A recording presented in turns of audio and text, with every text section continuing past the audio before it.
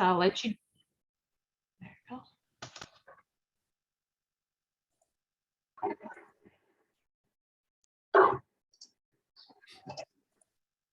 All right, go ahead, Amy. I'm just going to give it 30 seconds because it takes a while for the attendees to Okay. get in. Yeah, the numbers are moving up. Good to see you, Brian. Good to see you, sir. Everybody in your family okay? Sure. Okay. Oh, it's the numbers. Okay. I think we're ready to start. So good morning. Buenos dias. Before we begin, I want to point out that there will be an interpretation icon at the bottom of the screen. It will look like a globe. And you should choose English or Spanish on that interpretation icon. So Mila, can you repeat that in Spanish? Buenos días a todos. Los que necesiten interpretación en español pueden elegir el idioma en español en el globito que está abajo, en ese icon. Entran ahí y eligen español. Yo soy una de las intérpretes, así podrán escuchar en su idioma preferido. Gracias. Gracias. So now the interpretation icon is up and people should choose English or Spanish. Okay, so good morning once again. This is Amy Hutzel. I'm the executive officer of the State Coastal Conservancy. And I want to make some logistical announcements about the meeting. Board members, oversight members, Annalika White, our board clerk, Amy Roach, our general counsel, and our IT staff are logged in as panelists. I also want to introduce Devin Bancod, who is in training to be Anne's backup board clerk. So welcome, Devin. Everyone else attending this meeting, including other Conservancy staff, grant applicants, and other members of the public, are logged in as attendees or audience members. Along with Spanish translation, a live transcript of the meeting is available in English by picking live transcript at the bottom of the Zoom screen. And I would like to share a video at this point that provides detailed instructions for participating in this public board meeting. So Andrew, could you play that video? Welcome to the board meeting of the California State Coastal Conservancy. Due to COVID-19, this meeting will be conducted over Zoom teleconference pursuant to the provisions of Governor's Executive Order N-2920. The Chair will call upon board members, presenters, staff, and other speakers by name and ask that they speak clearly and state their names before giving comments. If you do not wish to state your name, you are not required to do so. The Conservancy will take public comments on each agenda item prior to taking action on or completing discussion of that item. The Conservancy will take public comments on matters that do not relate to a specific agenda item during public comments on non-agenda items. If you wish to comment on a consent calendar item, please raise your hand when the Chair announces the consent calendar. Before, during, or after public comment on the consent calendar, the Chair may move items from the consent calendar to the regular calendar for a full hearing at either the same meeting or a later meeting. In order to make a public comment at the appropriate times in the agenda, please raise your hand using the Raise Hand option on Zoom or dialing *9 from a phone. Then wait to be called upon to speak. If you are attending by phone, you will be unmuted. If you are attending on Zoom, when it is your turn to speak, you will be moved into the participant panel so that you can appear on camera. You may see a blue circle on your screen as you are moved from attendee to participant. Once you are a participant, if you wish to appear on camera, you must turn your camera on. At the end of your comment, you will be moved back to attendee, Phone participants will be re-muted. Public comments will be limited to a maximum of 2 minutes each. Public comments on non-agenda items will be limited to 30 minutes total. This may be adjusted by the chair. If you sent us a public comment by email before 5 p.m. Friday, it will be entered into the record and shared with the Conservancy members, but will not be read aloud. If you submitted a comment in advance of the meeting, you do not need to repeat it during the meeting, though you are welcome to do so. A roll call vote will be taken for all action items. The chat feature will be disabled for the duration of the meeting. Closed captioning is available in English. To view the live transcript, please follow the instructions on this slide. Spanish interpretation is available throughout the meeting. To participate in Spanish, please follow the instructions on this slide.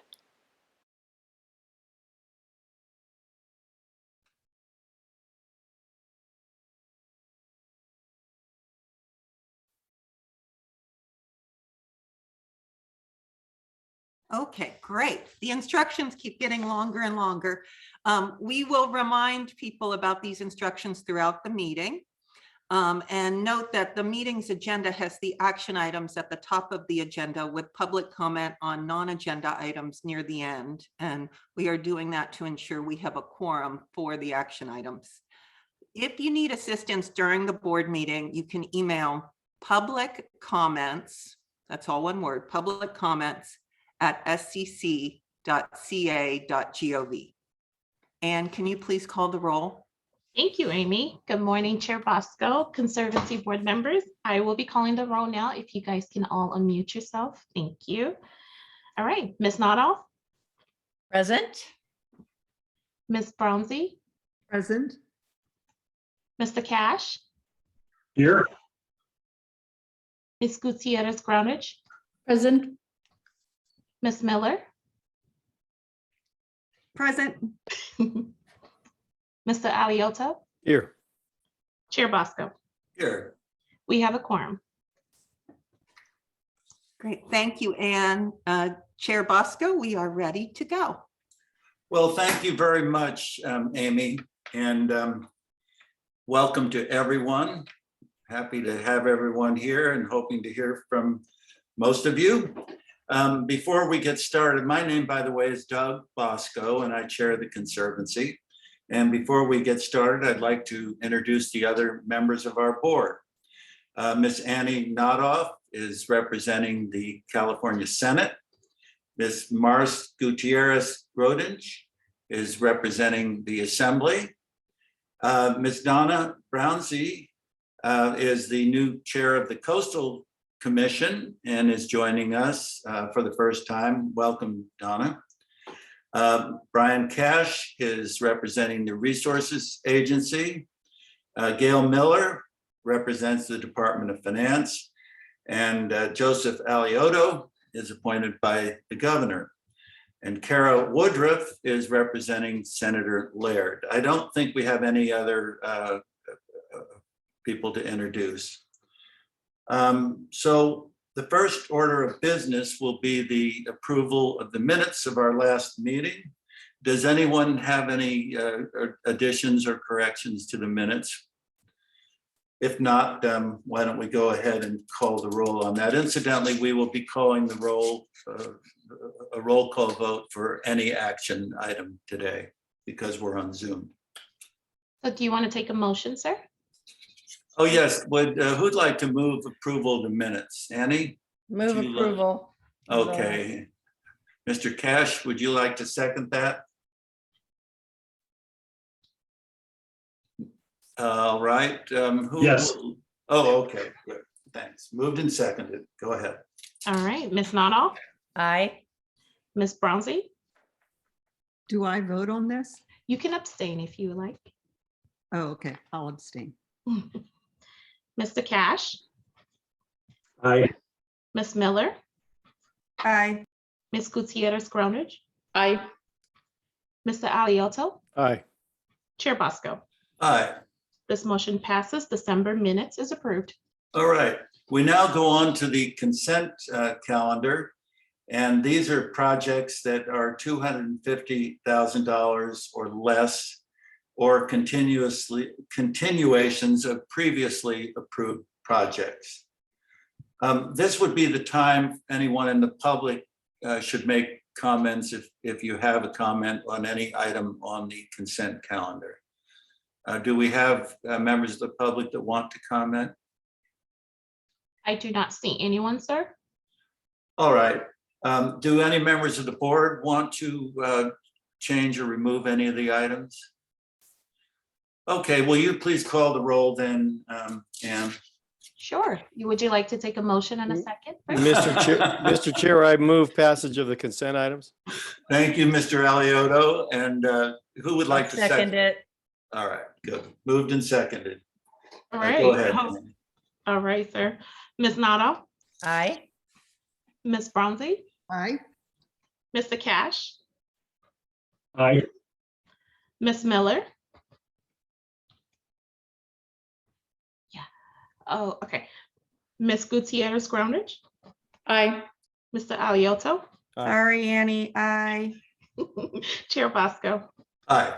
This motion passes. Agenda item number 3 is approved. Thank you. All right, thank you, Anne. We'll now move on to the executive officer's report. This is the time for anyone that wants to comment on the executive officer's report as it's set out in the agenda. This would be the time to do so.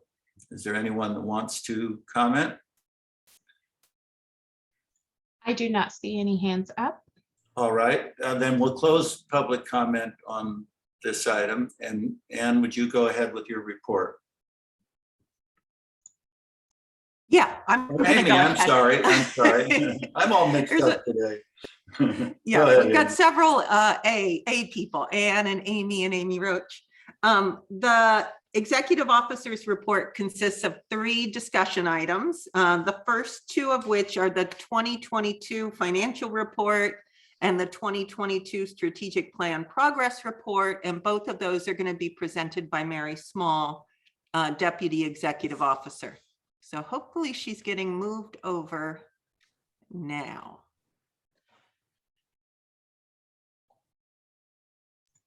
She is. Great.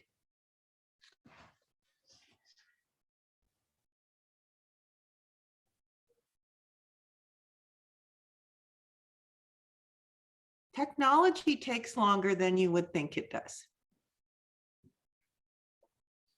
Here we go. Good morning. Sorry, it took me a minute to get into the room.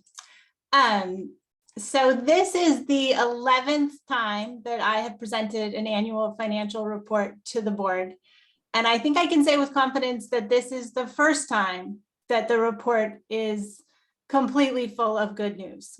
And I want to start with just enormous appreciation to the Natural Resources Agency, the administration, and the legislature for proposing major investments of the budget surplus into the Coastal Conservancy. En la both Conservación de la Costa. in this budget, in En este the proyecto, governor's proposed budget, en and el in the next proceso que se está proponiendo. So this report Así es que attempts este to reporte dice que describe a fairly complicated Ms. budget. Small, could I interrupt you briefly? Yeah, I don't know if anybody Permíteme, else is, but I'm no sé hearing si todo el a mundo estoy simultaneous escuchando. Spanish translation. I don't know how I we am can fix too. that. Did Okay. I do something? No, I think Anna needs to be over on the other channel. Hold on 1 second, please. That's what I'm trying to Okay. do. Great. Give me 1 I second. thought it was just me.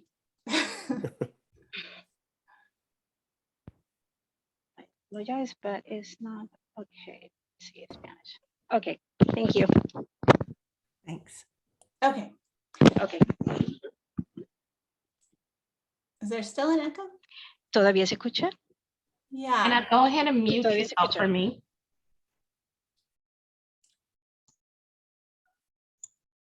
There you go. Sorry about that, guys. Go ahead, Mary. okay.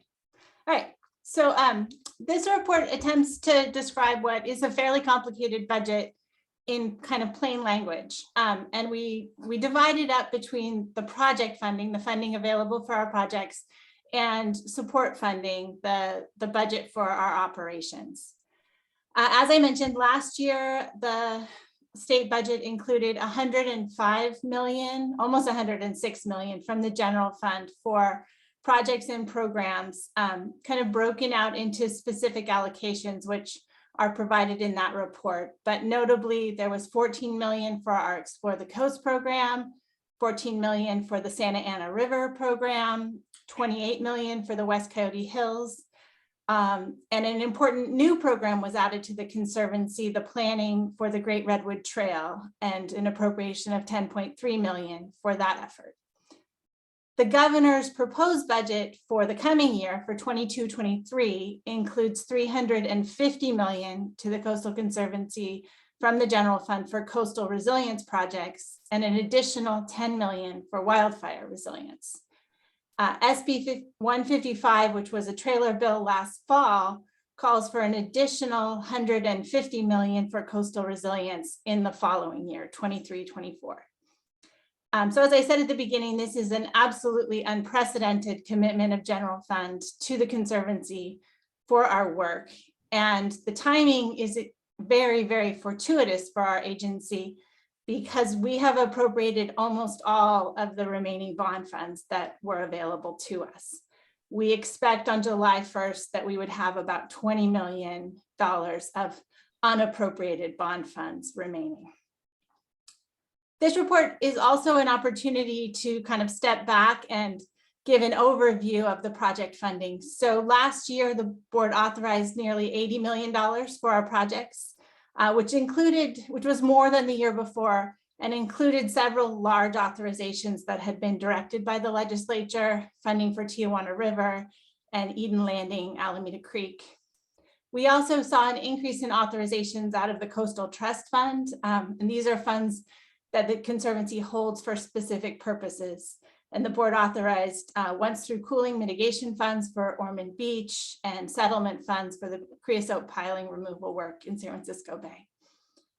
We also report on how much of our funding benefits disadvantaged communities. In our strategic plan, we set a target of spending 35% of our funding to benefit these communities. And as of December 31st, between 2018 and 2021, 42% of our funding across all of our programs benefited disadvantaged communities. And then separately, the Prop 1 funds, we specifically included benefits to disadvantaged communities in the scoring. And of that funding, 52% of the funds have gone to projects that are either located in or benefit disadvantaged communities. We also report on matching funds. And I want to just say that some of our projects are very highly leveraged and other projects have no matching funds at all. And this relates to the prior point about benefiting disadvantaged communities. We feel that it's really important to have that flexibility so that not every project has to have a certain amount of match or leverage. But in aggregate last year, our funding was matched about 3.5 to 1. So the 80 million of Conservancy funds was matched with 51 million of other state funding and 219 million of funds from non-state sources. And then lastly, I want to just acknowledge our staff who continue to do an amazing job applying for and managing external grants.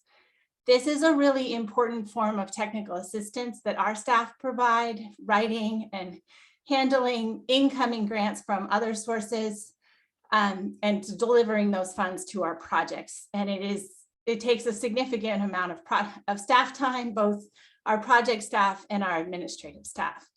Last year, we were awarded nearly $10 million in outside grants. Finally, I'll turn briefly to our support funding. This is the funding that pays for our salaries and operating expenses. More than 75% of the Conservancy's operating budget pays for salaries and benefits. We do not have, and we never have in my entire 21 years, a single funding source that pays for our operation. And so it has been the practice of the Conservancy to check in every year on what is our long-term plan for our operations. And most of our past, we have relied on administrative allocations from the various bond funds that are available to us, and then small contributions from all of the other funding sources that we have for our projects, which results in a very complicated support budget. We have, dozens of different funds that we're using for our support. So we always provide what we call the long-term financial strategy in this report, and that's a 5-year look ahead of how we see funding for our operations going forward. And I always say, and it's important for Gail and Brian, that this does not reflect funding that's been approved by the administration, and we never exactly follow this roadmap, but it's simply a plan for us to kind of lay out how we think we can pay for our operations. And this year's plan relies heavily on the proposed appropriations from the general fund. And assuming that we can take 5% of that general fund appropriation, use it to pay for our support costs over 7 years. And that actually, if we do that, we will have fairly stable funding into the future. And the plan kind of shows that we are, as with the project funding, we are coming to the end of the support funding that's available from those old bond funds that we have been using. And then finally, we provide some information about staffing and workload. And I think I can summarize that quickly by just saying that workload is extremely high. And while we have always been very cautious about adding positions, given the fact that we have unstable funding, we are working with the administration to see if we can have a few new positions added if the funding proposed in this year's budget is approved. That concludes the financial report, and I'm happy to answer any questions.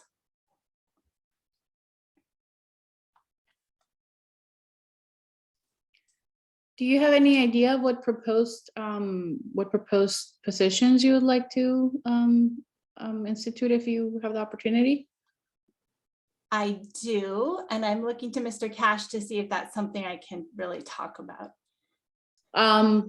It's okay if not. I'm going to defer to resources on that. I wonder if it's just general theme, like, oh, we would be sure. without specifically the position. Yeah, Yeah. I mean, it's a combination of project staff and administrative staff, because the workload, it creeps up on both sides. Mary, I have a question. Sorry. Do you, with an increase in project funding of what sounds like a 300% increase in project funding, it seems to me imperative that we hire additional folks to handle the number of additional projects that are going to come down the pipeline with that much additional funding. Do you anticipate a greater volume of projects, or do you more anticipate a larger amount of donations to each particular project? I think it's too soon to tell, and Amy is going to talk about the strategic planning process that we're proposing to start to think through what we would do with the 350 million or potentially 500 million. I think it's a combination of both. Some of the work that we're doing with Explore the Coast and some of the work that's come out of our equity work is fairly smaller grants that require a significant amount of staff support. And on the other hand, there are some major coastal resilience projects that we have been supporting for decades, where a single grant could eat up tens of millions of dollars. So I think it's a both and I think, but yes, I think we will need to add staff, and we are hoping that we would be able to spend this money, as I said, kind of over 5 to 7 years, so that trying to get it all done in the first year. I have a question along the lines of Mr. Alioto's question. Ms. Small, you also right now have a number of staff positions that are open. Perhaps you could elucidate a little bit more and the reasons for that. Sure, thank you. Yeah, we have had more turnover in the last year than I think at any time that I'm aware of. We have a lot of positions that are open. We had a number of significant retirements, and we have several staff that moved to other agencies, to local governments, to other state agencies, and out of the state of California. I think it is reflective of a national trend in terms of staffing. We have been really successful in bringing on a lot of new staff that we're excited about. And we've been able to promote a lot of our existing staff. But when we go through the hiring process, and if we promote somebody who we already had, we don't actually add anybody. So we're trying to catch up on filling those existing positions to be ready to hopefully hire the new positions as soon as those get approved.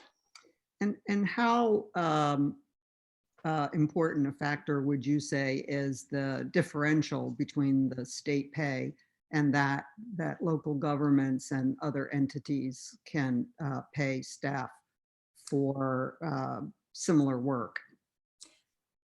It's certainly a factor.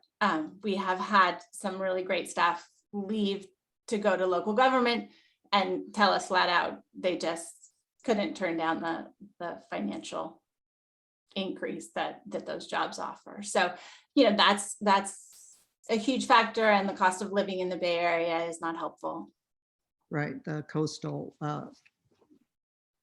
prices are pretty legendary, and I do think it's an issue that needs to be addressed. And with respect to just in general filling the staff positions, the need is so enormous and pressing that we get this coastal resiliency money out, and certainly most importantly to be able to show successful models of projects, particularly in our EJ communities, is to me one of the most important issues I think that the Conservancy is going to grapple with in the next few years. So I look forward to assisting in any way that I can, and I think that this is an incredibly exciting time if we can get the staff and keep them. So I do share your concern. We also have that same issue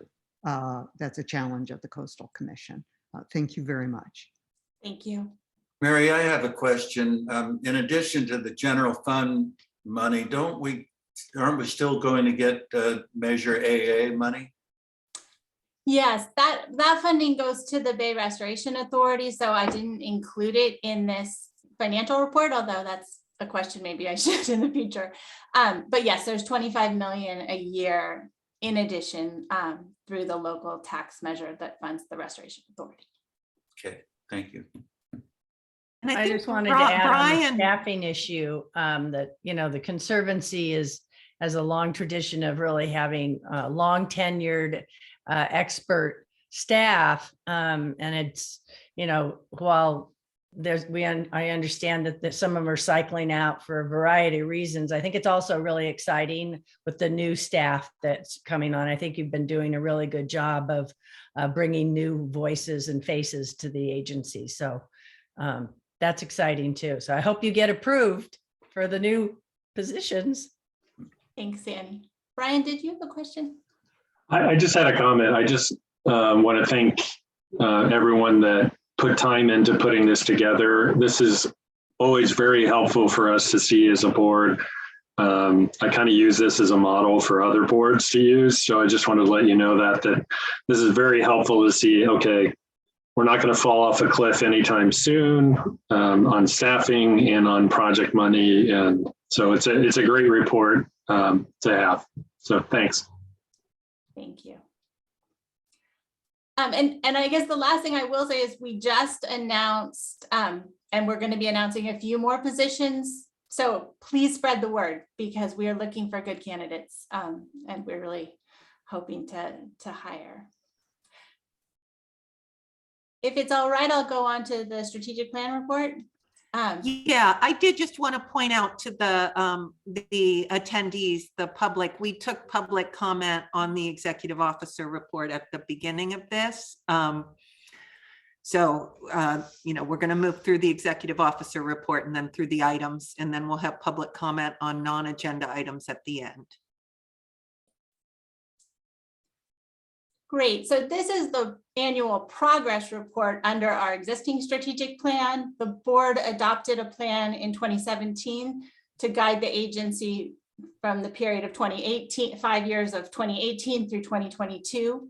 And so Amy is going to talk about the plans to update and create a new strategic plan this year. And I'll just talk about this year's accomplishments. As you know, we accomplish our objectives by working with others. And so our ability to achieve the strategic plan objectives is always affected by several factors, including funding resources and the capacity of our project partners. And the past year, as ever, progress implementing the strategic plan is a little bit uneven. There were a few overarching issues that impacted our progress that I thought were worth highlighting. The first was the ongoing disruption caused by COVID.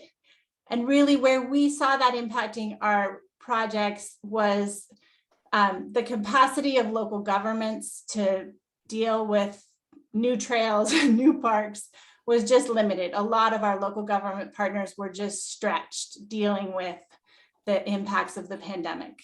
It also impacted our own staff's ability to travel. We had a plan for our staff to finish installing all of the emblems on the existing coastal trail, but we haven't been able to travel, and so that hasn't happened. The second issue, of course, is funding, and specifically, some of the funding in Prop 68 was directed by the legislature to specific priority projects for the legislature, but that meant that there was less general funding available for projects that we had expected. And then finally, we initiated during the last year our wildfire resilience program, which hadn't really been anticipated in the strategic plan. And so that pulled some staff resources into that work, and we've sort of greatly exceeded our climate change objectives by doing that work, but there's always a little bit of a trade-off. Let me highlight some of the accomplishments of the last year. We have made huge progress on constructing the coastal trail, including funding the final segment that will complete the trail between Arcata and Eureka up in the North Coast. We've met our objectives, or we've actually exceeded our objectives on coastal recreational facilities and programs, largely due to the additional funding for Explore the Coast. And then we've presented to the board a few times on our Coastal Stories grants that we're really excited about. Those proposals just came in, but I think that will have us complete the objectives related to interpretive displays and educational displays. We're on track with regard to planning for lower cost coastal accommodations, but our progress building out those accommodations has been slower than we've anticipated. We've exceeded our objectives related to land conservation, and the board might recall last year the Wildlands Conservancy acquired the Lone Pine Ranch, which was almost 7,500 acres in the Eel River watershed with our funding. But we're a little bit behind on our objectives related to the conservation of working lands. Although I have been told there are a few projects in the works this year that'll hopefully bring those numbers up. The Santa Ana River program was probably the program most impacted by COVID. And as I said, those local government partners who are so essential to that program just have struggled to have the capacity to focus on the trail. But there continues to be very, very strong support for the Santa Ana River Parkway and funding in the budget. So we expect those projects to advance. And then in our overarching goals, as you know, but just as a reminder, we've adopted our justice, equity, diversity, and inclusion guidelines. And then in the past year, we've made several changes to implement those guidelines. We've updated our project selection criteria and the coastal access guidelines. And as I mentioned in the earlier report, we are exceeding the strategic plan goal regarding funding for benefiting disadvantaged communities. And then finally, there's several objectives under our sort of overarching goals related to workforce planning and changing our operations. And, you know, it's almost hard to describe the number of changes that we have implemented in the past couple of years. Pivoting to remote work, digitizing our processes, completing the transition into the fiscal accounting system. And we have completed our workforce plan, and I think we are more actively implementing it than we anticipated, as we just discussed before with the hiring and turnover. So with that, I'm happy to answer any questions about the strategic plan.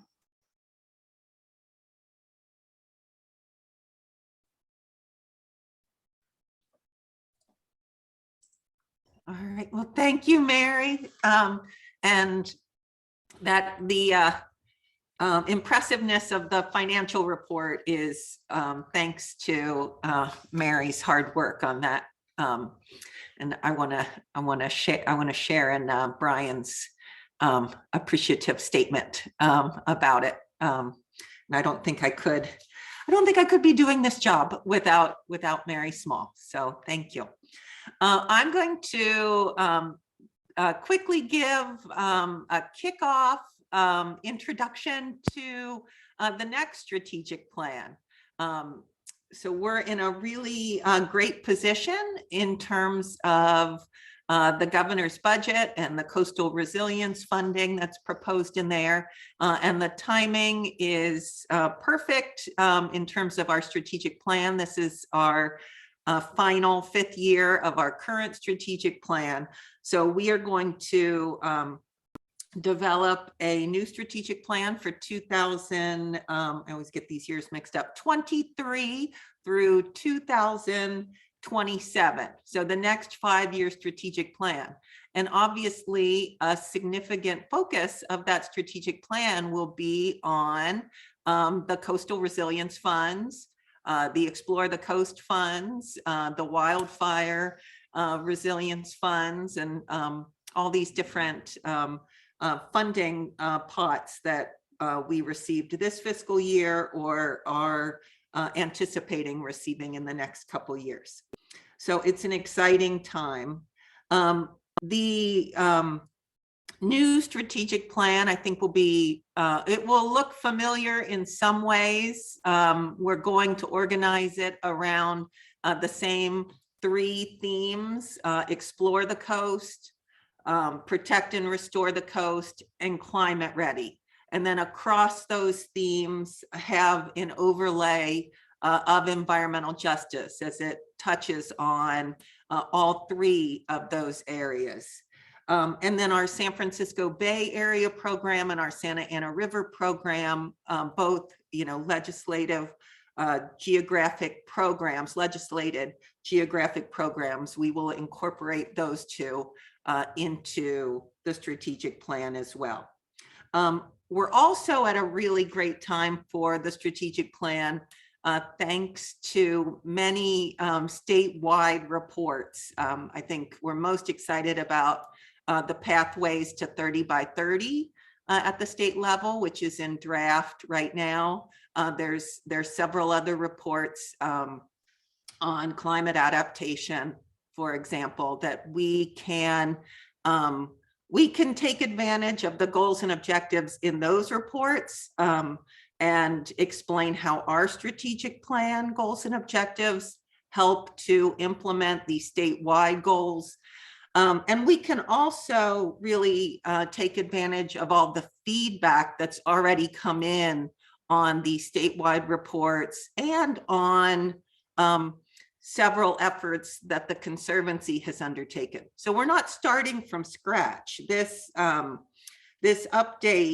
creates the opportunity for the Conservancy to hear from stakeholders and partners, nonprofit organizations, tribes, local governments, community groups, public agencies, members of the public. But we can also look back through all the comments that have been provided as we've done our JEDI guidelines, the coastal access standards, the project selection criteria, and the comments provided at the state level on the pathways to 30 by 30, for example. Thousands of people participated in the meetings for that report. We have started a contracting mechanism for a consultant, Calm Waters Group, which I really like the name. That it should be very helpful to us. We like Calm Waters to help us with the engagement strategy and help us with public meetings and focus groups and one-on-one meetings. So again, as Mary said, you know, our staff, we've got a lot going on. We have a relatively small staff, and having a consultant to help guide us will be extremely helpful. And then I just wanted to mention in terms of timing. So this is the kickoff. We're not going into content today. We're just talking about the process. We will really start the review of existing documents, of existing input, developing the engagement strategy this month. In March, we plan to come back to the board, the March 24th board meeting, and hopefully hold a workshop. I mean, I would like to do something similar to what we did in Oxnard about the JEDI guidelines. That might be a little more challenging in our, Zoom environment, but if we can do something a little more interactive, I think it'd be really great for the March board meeting. On May, we will come back and report to the board on the engagement process and the development of content for the strategic plan. And then we hope to have a draft plan by July, have that out for public comment in the summer and fall, and then come back to the board at the September 24th meeting with the draft strategic plan. Make any revisions after that, and hopefully be adopting the strategic plan at the December board meeting. And I don't think that having the strategic plan adopted in December means we need to wait. When the budget passes in hopefully July 1st, when it's signed, we will move forward based on the draft plan that we have at that point. So with that, I can take any questions, and Annie has had her hand raised.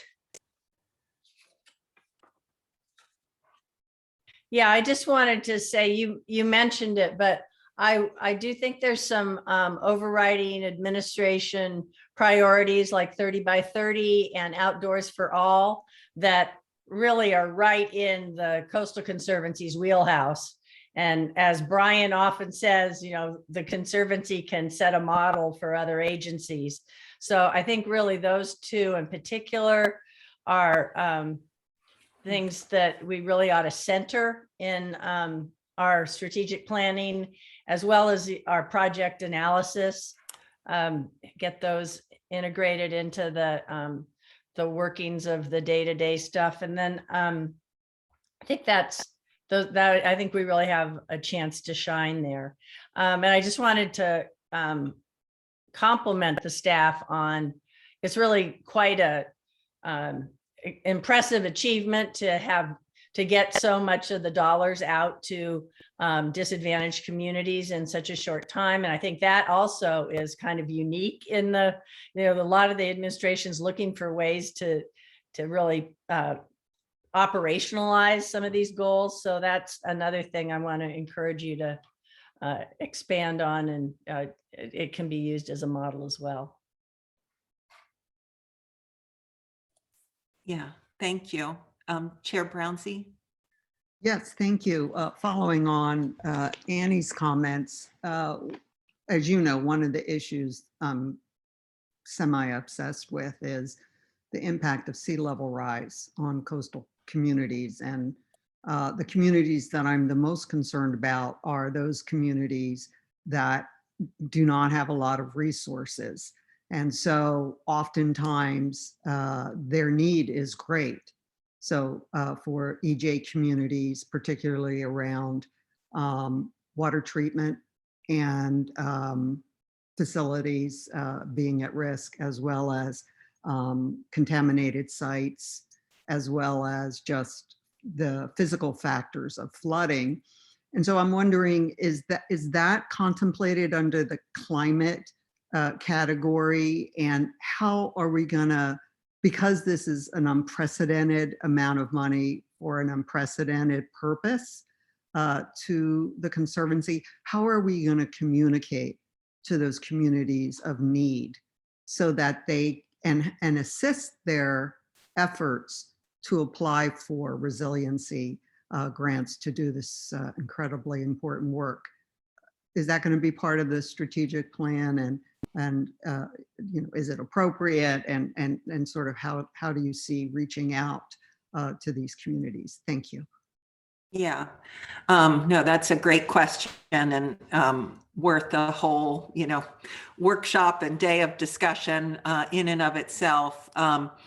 The strategic plan, we are going to lay out, the mechanisms for dispersing funds. We're also going to conduct focus groups and meetings in the different regions of the coast, and hope to develop a list and map of potential projects that would be eligible for coastal resilience funds. So we have not done that in prior strategic plans. It's been, focused more on the goals and objectives.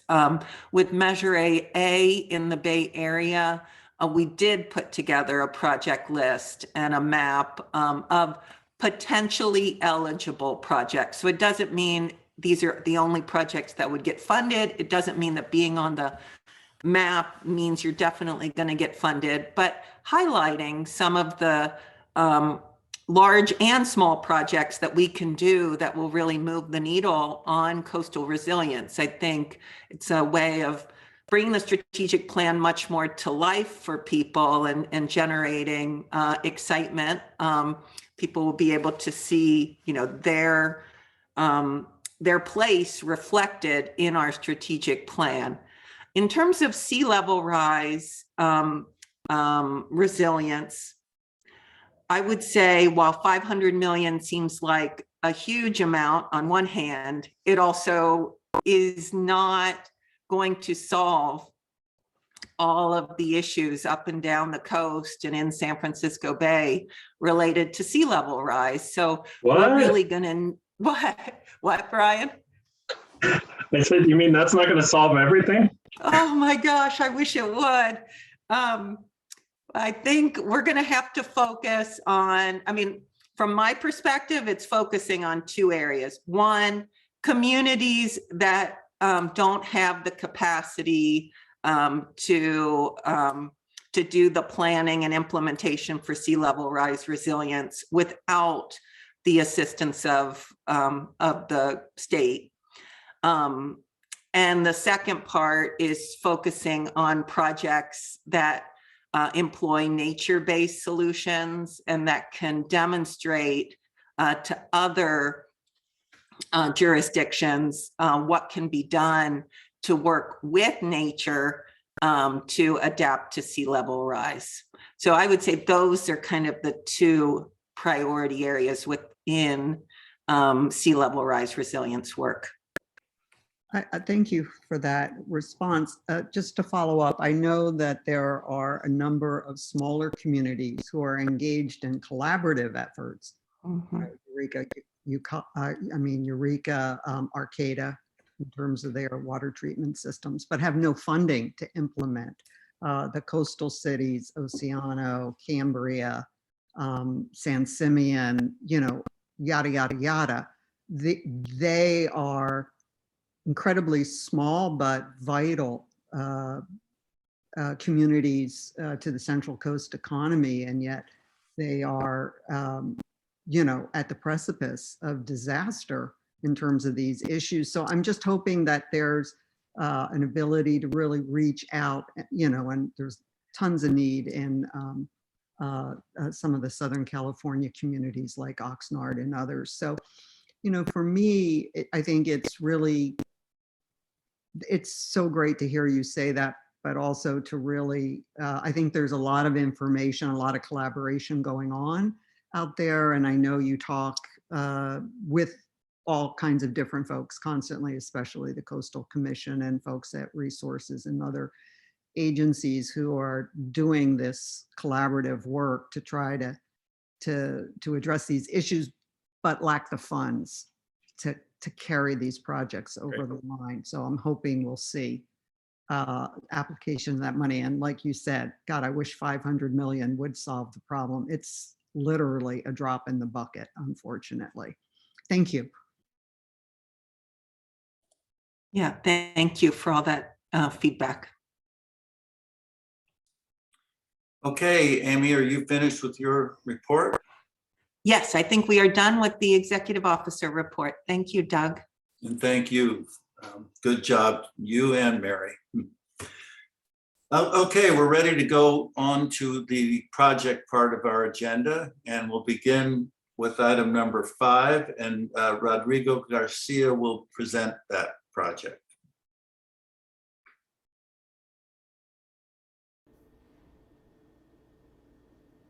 Good morning, Chairman Bosco and members of the board. My name is Rodrigo Garcia, and I will be presenting the Crystal Cove Beach Cottages Restoration Project. Staff recommends the Conservancy authorize disbursement of up to $21 million provided by the Department of Parks and Recreation to augment the Conservancy grant of $8,400,000 previously authorized to the Crystal Cove Conservancy to restore 17 historic cottages on North Beach of the Crystal Cove Historic District at Crystal Cove State Park in Orange County. The federally listed historic district is located in Orange County between Newport and Laguna Beach, nestled around the mouth of Los Trancos Creek. It is an enclave of 46 vintage cottages built in the 1920s and 1930s. As of 2020, 29 of these cottages have been fully restored and are enjoyed by visitors as lower-cost overnight accommodations. For the past 2 years, this project, as part of the Conservancy's Explore the Coast overnight program, has provided funding for the full restoration of 6 out of the 17 remaining cottages. 4 of these cottages will be fully restored and will be ready to welcome guests in March of this year. These 4 cottages are Cottage 3 and Cottage 31, which are side by side. Cottage 3 sleeps up to 5 guests, and Cottage 31 sleeps up to 4 guests. Cottage 4 and 4B within the same building, with space for up to 10 guests between the 2 of them. And Cottage 12, which can welcome up to 10 guests. Cottage 6 and 7 began restoration in 2021 and are expected to be fully restored by June 2023. Cottage 6 has room for up to 4 guests, and Cottage 7 has room for up to 6 guests. This is a breakdown of the funding that the project has received to date prior to today's request. On February 6, 2020, the Conservancy authorized a disbursement of up to $2 million for the restoration of the cottages. On June 18 of the same year, the Conservancy authorized an additional disbursement of up to $2,900,000 provided by State Parks, transferred to the Conservancy in an interagency agreement. And on September 23, 2021, the Conservancy authorized another disbursement of up to $3,500,000 of Conservancy funds, bringing the project total to $8,400,000. Due to the efficacy of the first interagency agreement from June 2020 between the Conservancy and State Parks, the additional $21 million, also from State Parks, will be transferred to the Conservancy by another interagency agreement in order to grant these funds as efficiently as possible and continue the restoration of the remaining cottages. With these funds, the Crystal Cove Conservancy will immediately begin the restoration of the next 9 cottages with period-appropriate furnishings, designs, and landscaping, and anticipates them to be ready for reservation by 2025. Thank you. And now I would like to introduce Kate Wheeler, President and Chief Executive Officer of the Crystal Cove Conservancy, who would like to say a few words. So much, Rodrigo.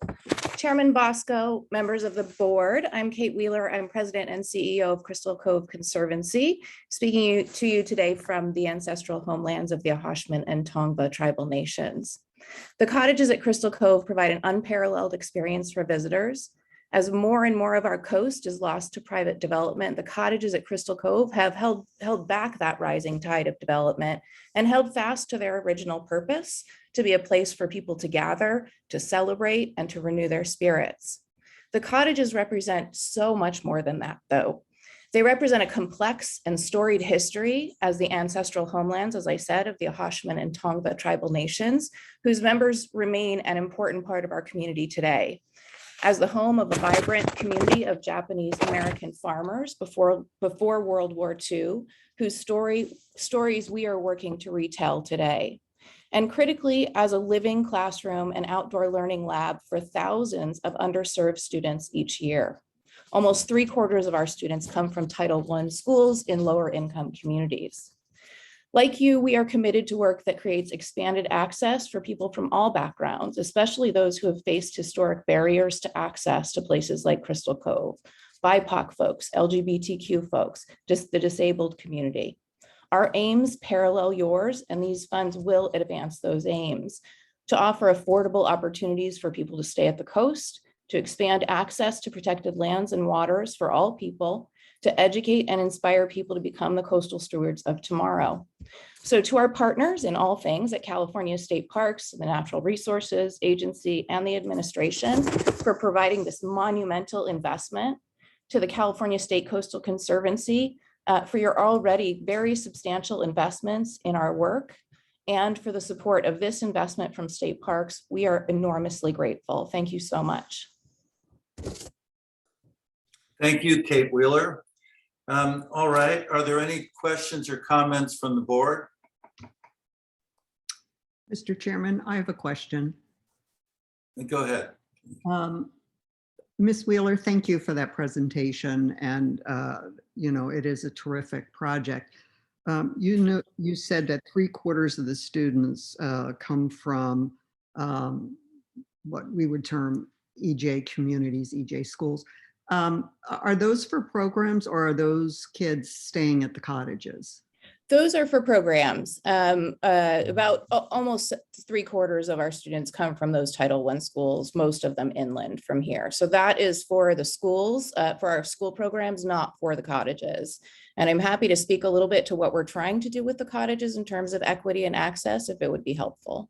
Yes, it would, because I am concerned about that. I remember my first meeting at the Coastal Commission 4 years ago. I asked about how the reservation system would work, and we all know that it's very difficult if you don't have computers at home to get into those very precious slots. And so I'm very interested to hear about, you know, how folks from the EJ communities can actually access and be and rent these cottages and have that experience? Sure, it's a great question, and it is one of our priorities right now to test strategies that can create more equity in terms of cottage restoration or cottage reservations. So as part of a much broader effort around environmental justice and social justice that our organization has taken on, all the way from sort of frontline program staff level through our board of directors and our funders, as part of that project, we are right now refining a cottage equity plan. And what we want to do is test some strategies. We want to try some things to see if we can make a dent in that piece and getting more people from diverse backgrounds in the cottages.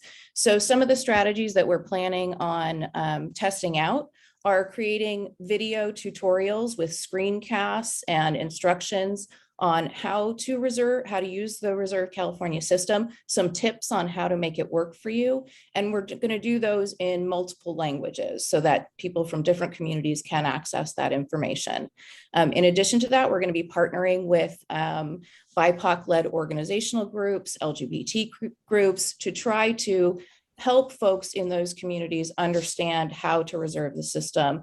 Because once you know some tricks and tips, you can, if you sort of have access and can set an alarm to check the reservation system, most people can get in for a reservation. And then the other piece is doing some paid advertising, particularly around social media in communities that have faced those historic barriers. We're also in conversation with other partners to state parks to see how they're doing it and to share what we're doing so that what we learn, what they learn can be shared up and down the coast, and perhaps we can really start to move the needle on that. Thank you so much. That's very helpful. Just a quick follow-up question, which is, have you thought about options where you rotate through some of those Title I schools where there are specific time periods during which the school administration could let parents know that there would be preferential availability for those families, because I still feel like there's a lot of barriers between people's ability to make those reservations. So thank you. And this is something we have seen, by the way, and it's obviously not just a problem that your installations deal with. It's really great to you put all those tutorials, but in the end, if those reservations are snapped up by people with more devices or faster internet connections, then there's nothing to reserve. And again, not just relative to yours, but it's probably a bigger conversation than we need to have. And I think it does have to do with maybe reserving or setting aside some preferential appointment times, et cetera. Yeah, I think we would be most interested in entering into conversations about that. The other piece that we're really thinking about is, can we set aside some reservations and cottage time for folks from Indigenous communities, especially the Ahoshman and Tongva. So really thinking about how, not just on a sort of a Crystal Cove Conservancy level, but on a statewide level, structurally, what can we do to make that reservation system more accessible, which is sort of the longer term approach as we continue to test these strategies. Ms. Wheeler, my name is Joseph Aliotto. I had a quick question for you. First of all, thank you for coming today. We appreciate it so much. You've been very insightful. Two questions for you. First of all, what is the nightly rate for the units? What is the proposed nightly rate? Second question is, I want to echo some of the other comments. From personal experience, trying to reserve, just using the state websites to try to reserve, for instance, a camping site is next to impossible. And if it's something that's popular, there's these little cottages up and down the California coast. Trying to get into something like that, it's almost impossible. The many times that I've tried to do it, when you start increasing the popularity of the site, whatever it is, I know that Yosemite is a federal site, but trying to get a reservation at Yosemite, it's like I've given up at this point. So my question for you, and a lot of times what they do is, I know that there's some robots that will go in and they will sometimes be able to automatically make reservations, and then some entrepreneurial folks will go out and even try to sell those reservations at times. So if you could just address the second point is really just a comment to add to what the previous folks said. But can you just tell us what the expected daily or weekly rates would be? Thank you. Yeah, sure. So the nightly rates at the cottages range between $39 a night for a private room in a dorm style cottage, up to about $270 a night for the larger cottages like the one that you saw in Rodrigo's slideshow that sleeps up to 10 people. So the other piece that North Beach adds is our first hostel style accommodation. So one of the cottages, cottage number 20, will have 11 open beds. So that'll be at an even lower price point. And that cottage will actually be taken outside of the Reserve California system, up to as many as 36 nights a year and perhaps more than that for overnight education programs around coastal engineering. So those where the rates are, and per our contract with state parks, the only way that we can increase those rates is based on increases to the consumer price index. And I will just say on the bot front, I know that has been a problem in the past. It seems from what I'm hearing that they're really on top of that now, and it is less of an issue, but it is certainly something that we keep an eye on as well. Thank you very much. All right, if there are no more board questions, we'll move on to public comments. Anyone wanting to comment on this item should raise your hand at the bottom of your screen, or if you're on a cell phone, just press star. Are there any public comments? There are no comments. All right, well then, thank you, Rodrigo. We'll go on to vote on this. Do I hear a motion that we approve item 5? Move item 5. Okay, we have a motion and a second from whom? Second. Okay, motion and second. Will you please call the roll, Ann? Yes, sir. Ms. Notoff, Aye. Ms. Bronzy, Aye. Mr. Cash, Aye. Ms. Miller, Aye. Ms. Gutierrez Roundridge, Aye. Mr. Alioto, Aye. Chair Bosco. Aye. This motion passes. Agenda number 5 is approved. Okay. Thank you very much, Rodrigo, and Ms. Willer, thank you too. We'll move on now to item number 6, and Rodrigo Garcia will be presenting that as well. Good morning, Chairman Bosco and members of the board.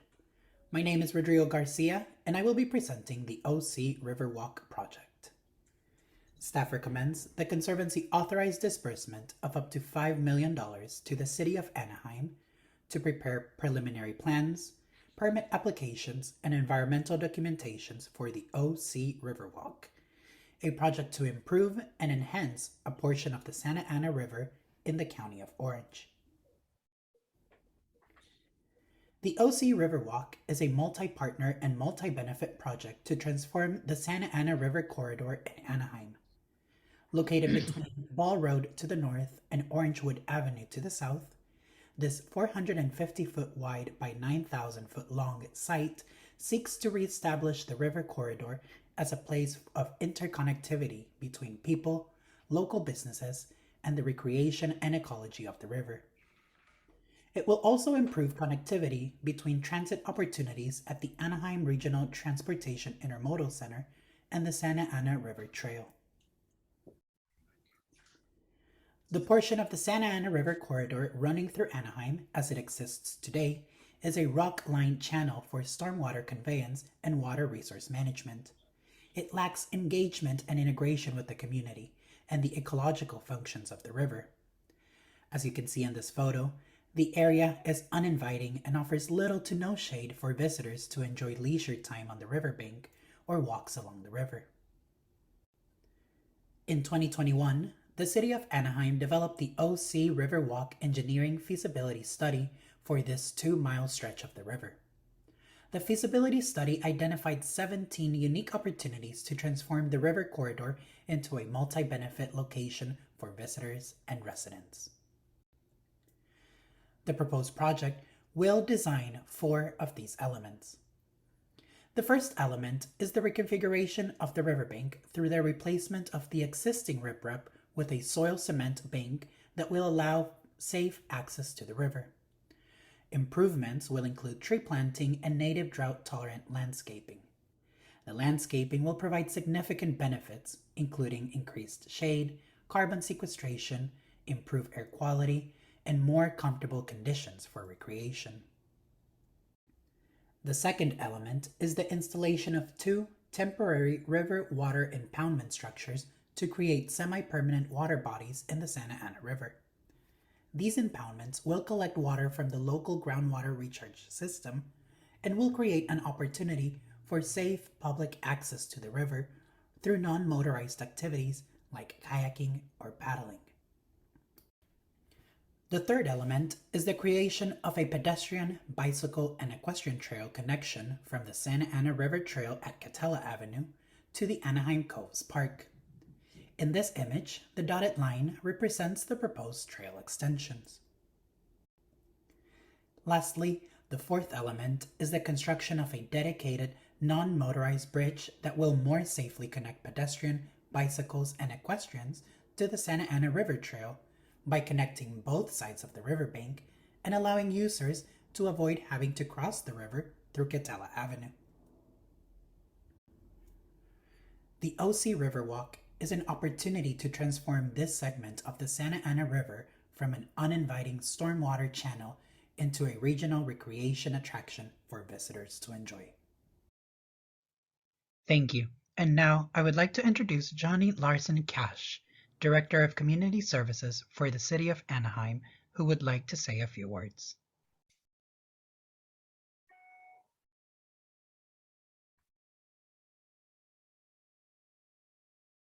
Oh, you are muted. I just saw that. Thank you. Well, good morning, Chairman Bosco and members of the board. I want to thank the Coastal Conservancy for this grant. Anaheim is very excited about the opportunity to move forward with plans for the development of the OC Riverwalk. This project will truly transform the Santa Ana riverfront in Anaheim, creating opportunities for recreation and habitat that will connect our residents and visitors to this critical waterway. The project will support design and environmental review for a trail extension to our award-winning Anaheim Coves, for a non-motorized multimodal bridge that will support safer and more convenient connectivity on the Santa Ana River Trail, for the impoundment of water to increase filtration, and lastly, for the enjoyment of the waterway and reconfiguration of the riverbanks. The community surrounding this project site is positioned for substantial growth over the next 5 years with developments like OC Vibe and the Platinum Triangle. Funding will allow us to finalize development and seek capital funding to ensure the river becomes the centerpiece of this development.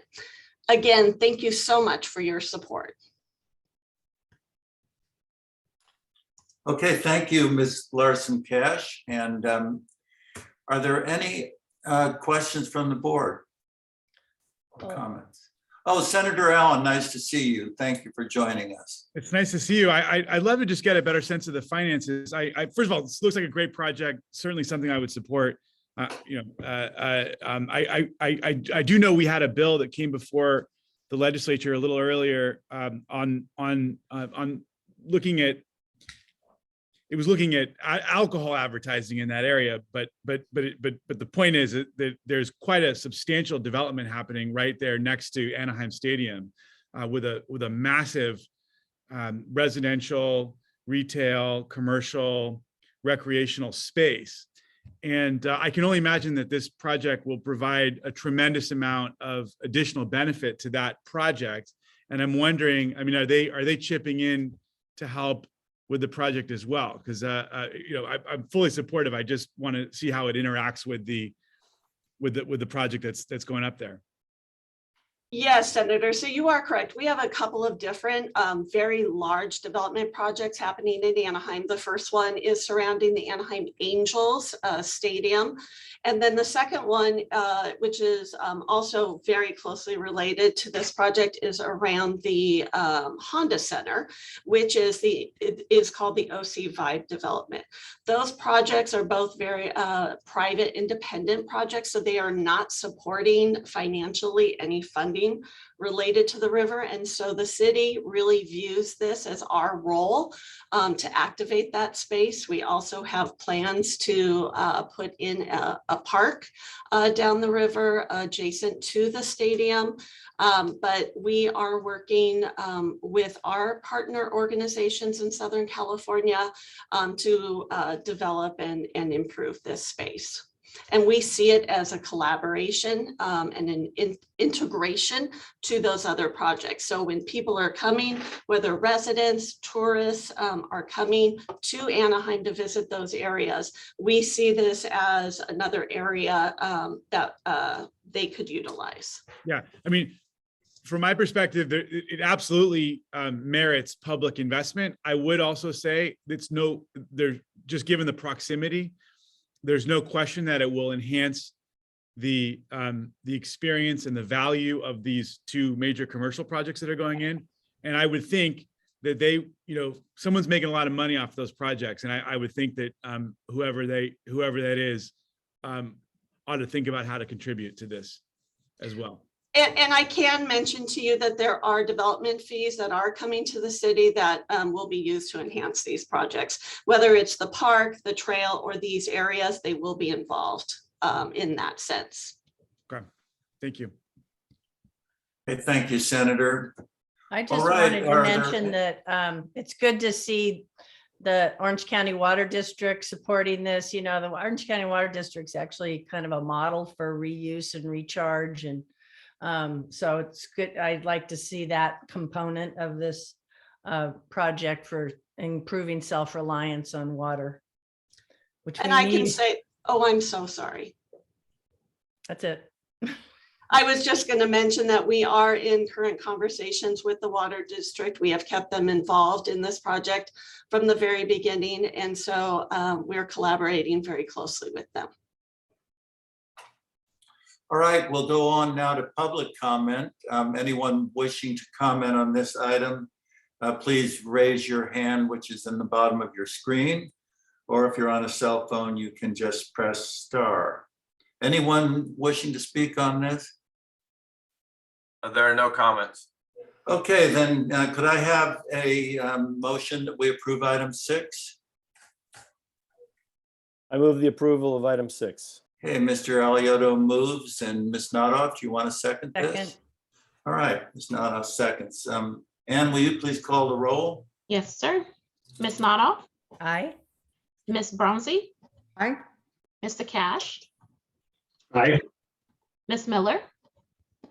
Aye. Ms. Gutierrez Gromage? Aye. Mr. Aliotto? Aye. Chair Bosco? Aye.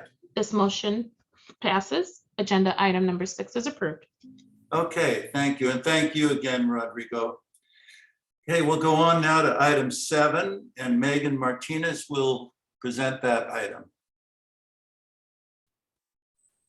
Good morning, Chairman Bosco and members of the board. My name is Megan Martinez, and I will be presenting the Southern California Wetlands Recovery Project, or WRP, Regional Monitoring Program Project. Staff recommends that the Conservancy authorize the disbursement of up to $404,633 to the California Coastal Commission, the San Jose State University Research Foundation, which is the fiscal sponsor for the Central Coast Wetlands Group, the Bay Foundation, and the Southern California Coastal Water Research Project to develop a regional wetland monitoring program for the Southern California WRP. A portion of the grant funds is from a U.S. Environmental Protection Agency grant awarded to the Coastal Conservancy. The geographic extent of the WRP region lies between Santa Barbara and the U.S.-Mexico border and includes coastal wetlands as indicated by the red dots and the surrounding coastal watersheds as indicated by the blue. Millions of dollars are spent annually by federal, state, and local agencies to protect, enhance, and restore wetlands and riparian habitats. Yet it is difficult to account for the effects of this investment in California because an overall lack of monitoring standardization often makes it difficult for the state to report on wetland conditions and compare between systems and across regions and agencies. Over the course of the past few decades, there has been significant progress in the development of long-term wetland monitoring programs, tools, and protocols, such as the efforts seen on this slide. However, regulatory and funding agencies have not yet adopted these protocols into their permitting and reporting requirements. The greatest need identified by scientists, restoration practitioners, and agencies in the regional strategy was standardized wetland monitoring across multiple agencies and mechanisms for implementing the program that would then help the state assess wetland health in the face of rising sea levels and other stressors. The proposed project will address this need by supporting a multi-agency collaboration among the WRP agencies and the Science Advisory Panel to ensure input and facilitate buy-in throughout the program development. The grantees for this project will lead the effort by synthesizing previous monitoring protocols, metrics, and site selection into a program that is agreed upon by the participating agencies. The outcomes of this project will provide regulatory and funding agencies with a means to monitor in a more standardized way, reduce duplication of effort, and better leverage efforts to effectively manage, preserve, and restore highly impacted wetlands in Southern California, and to help agencies and restoration practitioners assess effects of sea level rise. Thank you. I am available for any questions. And now I would like to introduce Dr. Eric Stein, Head of the Biology Department at the Southern California Coastal Water Research Project, who would like to say a few words. Thank you. Thank you for the time. It's been our privilege here at SCORP to be a partner with the Coastal Conservancy and to support the Wetland Recovery Project Science Panel since its inception. The Wetland Recovery Project is a critical partner for SCORP in the region in advancing our collective goals of understanding how to better protect, restore, and manage our sensitive and impacted coastal resources. We're particularly excited about this project because it will leverage our past efforts, as Megan showed you, including our recent OPC funded effort to develop a framework, a set of protocols, and a data management system for statewide monitoring of estuary and marine protected areas. Through this project, we will build capacity among the Wetland Recovery Project member agencies to apply collectively all of the estuary monitoring approaches developed over the past years through their respective regulatory and grant funding programs. This will build capacity and improve the ability to evaluate implementation of the recently adopted Wetland Recovery Project regional strategy and improve access to data and information that we collectively produce on condition and stress of our coastal habitats and how to improve their restoration management. We look forward to working with the Conservancy and all the Wetland Recovery Project partner agencies on this very exciting effort. And with that, I'm happy to take any questions. Are there any questions, Ann?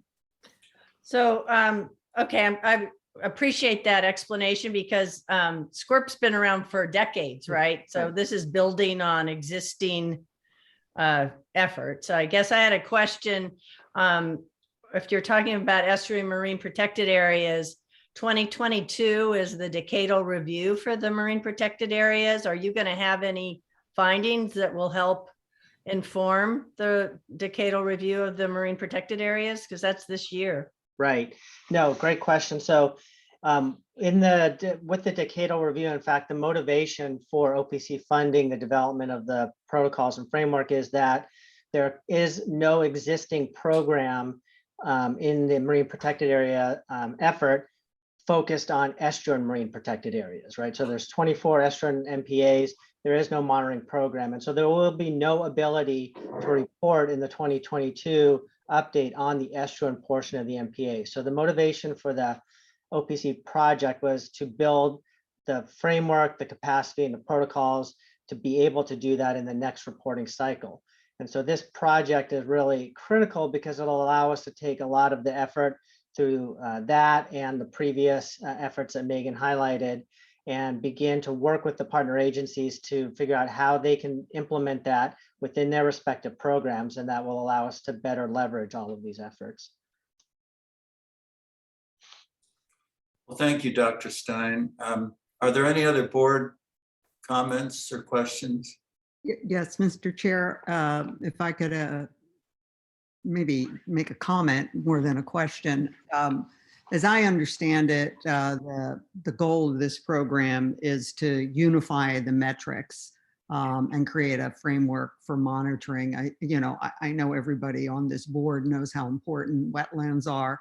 And I think that this is an incredibly important program because, as we know, we're facing such a pressing issue with respect to sea level rise and flood and hazards as a result of climate change.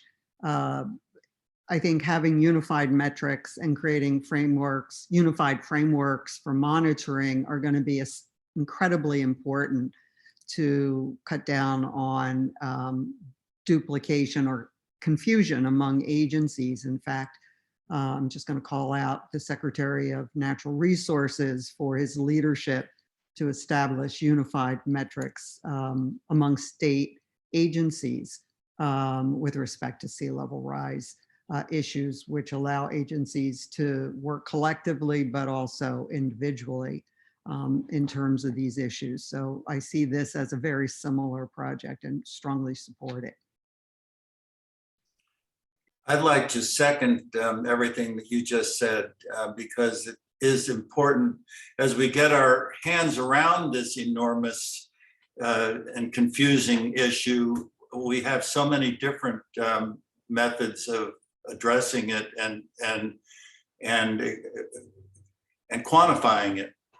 And so I think to the extent that we can get a uniform, as I say, to the extent that we can get a uniform methodology, that'd be very helpful to everyone and also help with the cause as well. All right, are there any members of the public that would like to comment? If so, raise Yes, your sir. hand. I'm sorry. We do have 3 members. Chris will go ahead and move them in right now. Okay, now you'll each have 2 minutes. Go ahead. Kathy Knight, you can speak now. Go ahead. Can't hear you. Sir? Can you hear me now? Oh, Kathy Knight. I'm sorry. Yes, go ahead, please. Okay, thank you. Yeah, my name is Kathy Knight. I'm on the board of the Biono Ecosystem Education Project.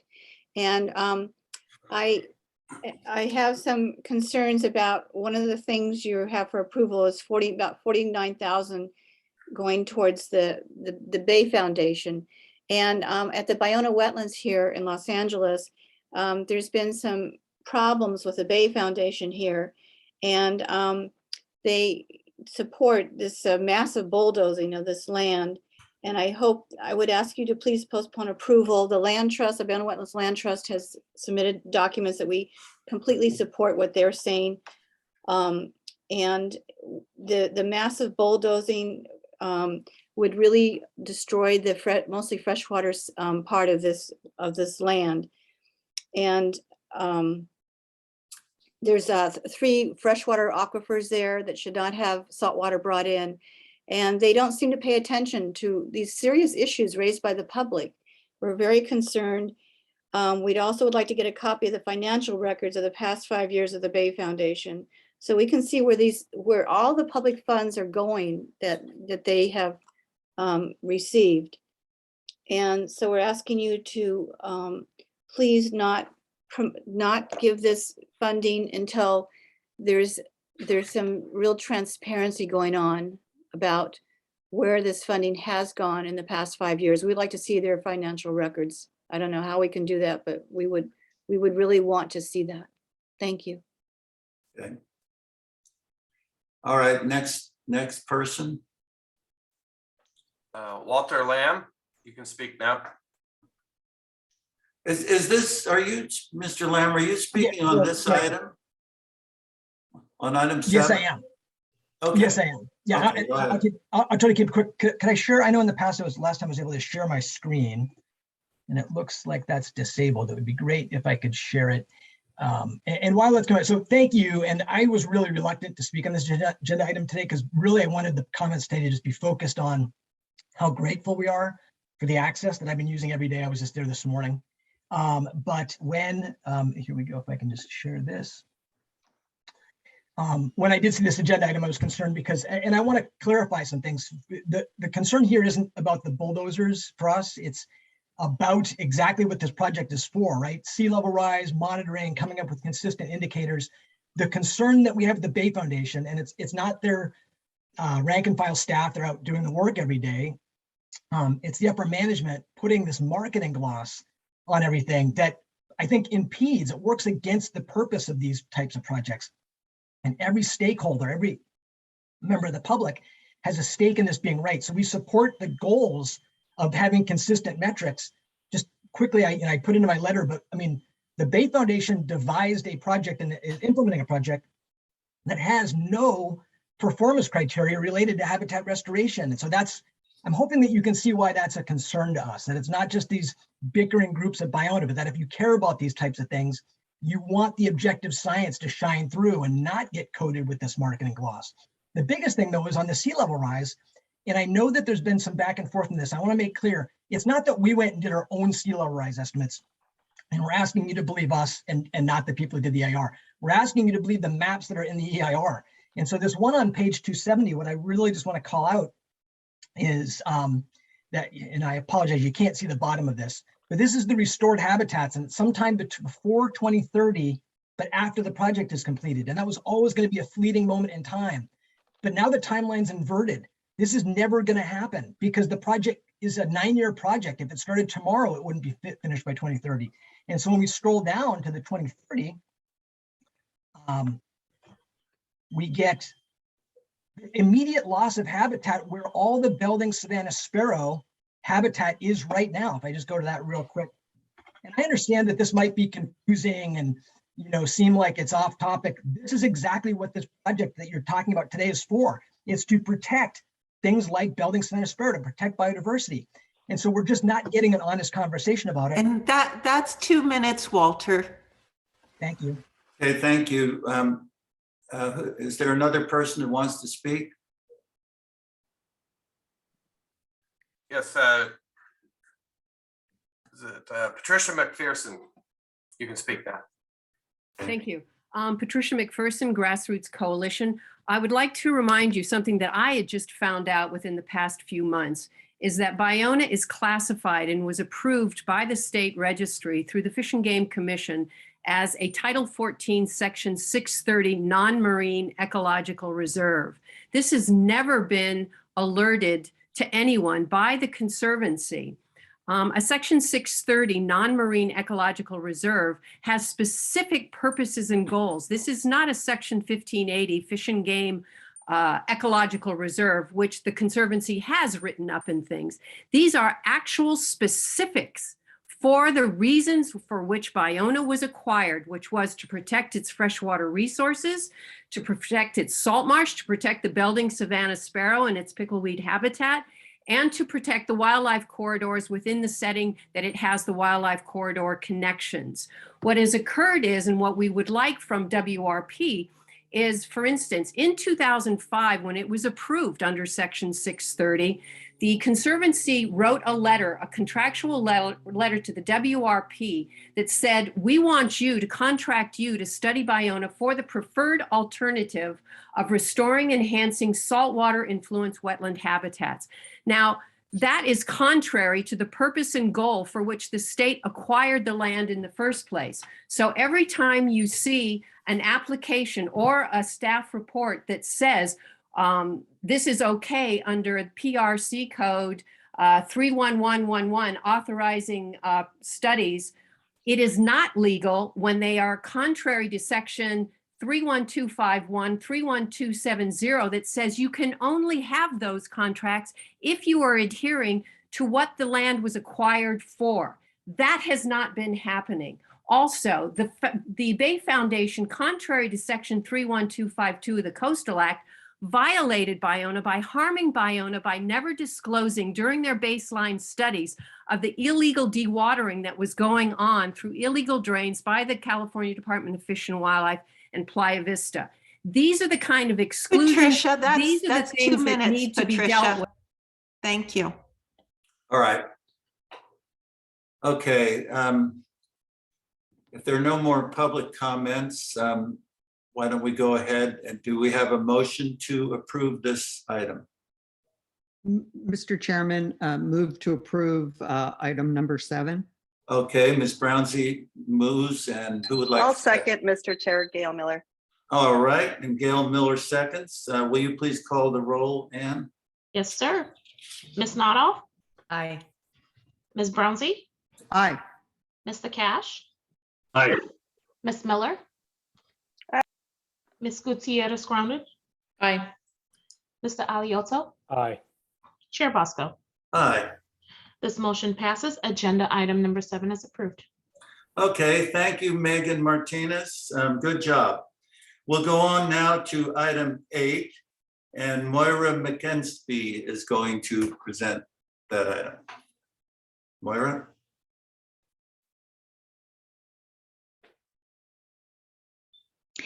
Good morning, Chair Bosco and members of the board. My name is Moira McInnesby, and on behalf of staff, I'm recommending that the Conservancy authorize disbursement of up to $555,000 to San Francisco Estuary Institute to prepare designs, design recommendations, and/or guidance documents for the Sunset Natural Resilience Project, 6 urban greening, wildlife connectivity corridor, and dune restoration projects in the western portion of the city and county of San Francisco. Funds will come from Proposition 68.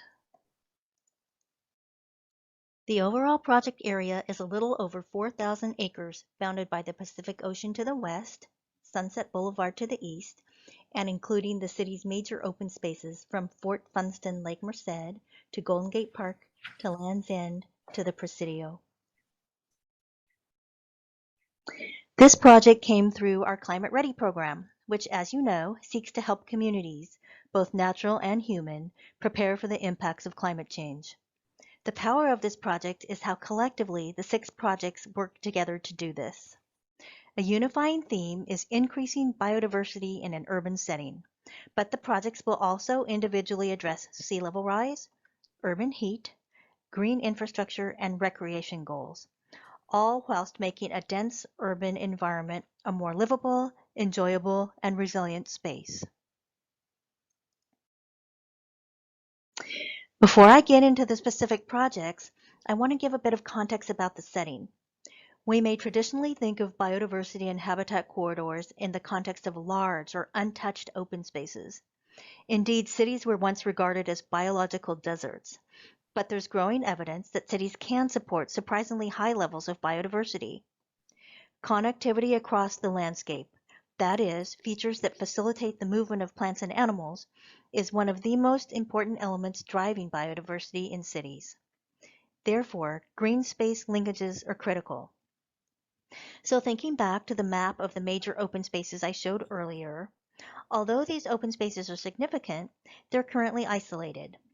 This project will apply some of the techniques shown here to create better ecological connectivity across western San Francisco, which will help this area of unique dune, wetland, and shrubland habitats to function more effectively for an array of native wildlife. Now, getting into the specific projects. The Sunset Boulevard corridor contains over 40 acres of open space in its collective medians and connects Golden Gate Park to Lake Merced and Fort Funston. San Francisco Public Works, in concert with the California Native Plant Society and others, are starting to implement the Sunset Boulevard Biodiversity Master Plan. The San Francisco Estuary Institute, or SFEI, will prepare design recommendations about which target wildlife species to aim for, which native plants and trees should be planted, what is the optimal and maximum distances between green spaces along the corridor in order to maintain habitat function, and how to reduce transportation and automobile disturbance to wildlife. At the Giannini Middle School site, San Francisco Public Utilities Commission and the San Francisco Unified School District are designing an urban greening project to address flooding, as the school currently experiences flooding in both the parking and the play areas. They also want to address elevated surface temperatures on school grounds during heat waves. The project consists of installing green infrastructure for stormwater management and planting trees for urban cooling over 8 acres of what is currently impervious surface. SFEI will prepare designs for target ecosystems that are rooted in historical ecology, They'll advise on ecologically functional and resilient tree palettes and on native plant palettes appropriate for stormwater infrastructure. At the western end of Golden Gate Park, next to the South or Murphy Windmill, there's a unique opportunity to create a new garden and cultural site on approximately 5 acres. The city currently uses the site for its mulch and compost operations, but will discontinue that use and will work with the Association of Ramaytush Ohlone, or ARO, to restore the site. ARO seeks to establish the garden as a model for indigenous stewardship and intends for the garden to serve the larger American Indian and indigenous communities. ARO will lead efforts to work with the American Indian Cultural Center and others to explore a management model that supports tribal leadership and use. SFEI will prepare landscape design recommendations for the garden. They'll develop a plant palette that's coordinated with the larger park and outer sunset biodiversity strategy. They'll help incorporate historical ecology with indigenous uses. They'll advise on the appropriate target ecosystem types and focal wildlife species. This information will enable the tribal and city partners to design the garden as part of the surrounding ecological network with focal habitat types and wildlife species and in support of cultural management practices. And I'll note that Jonathan Cordero, the Executive Director of ARO, is here today and will share his thoughts after this PowerPoint presentation. The Conservancy was an initial supporter of the Ocean Beach Master Plan, contributing to the plan's development in 2010 and the start of its implementation in 2012. The plan recommends dune restoration in the middle reach of the beach between Slope Boulevard and Lincoln Way.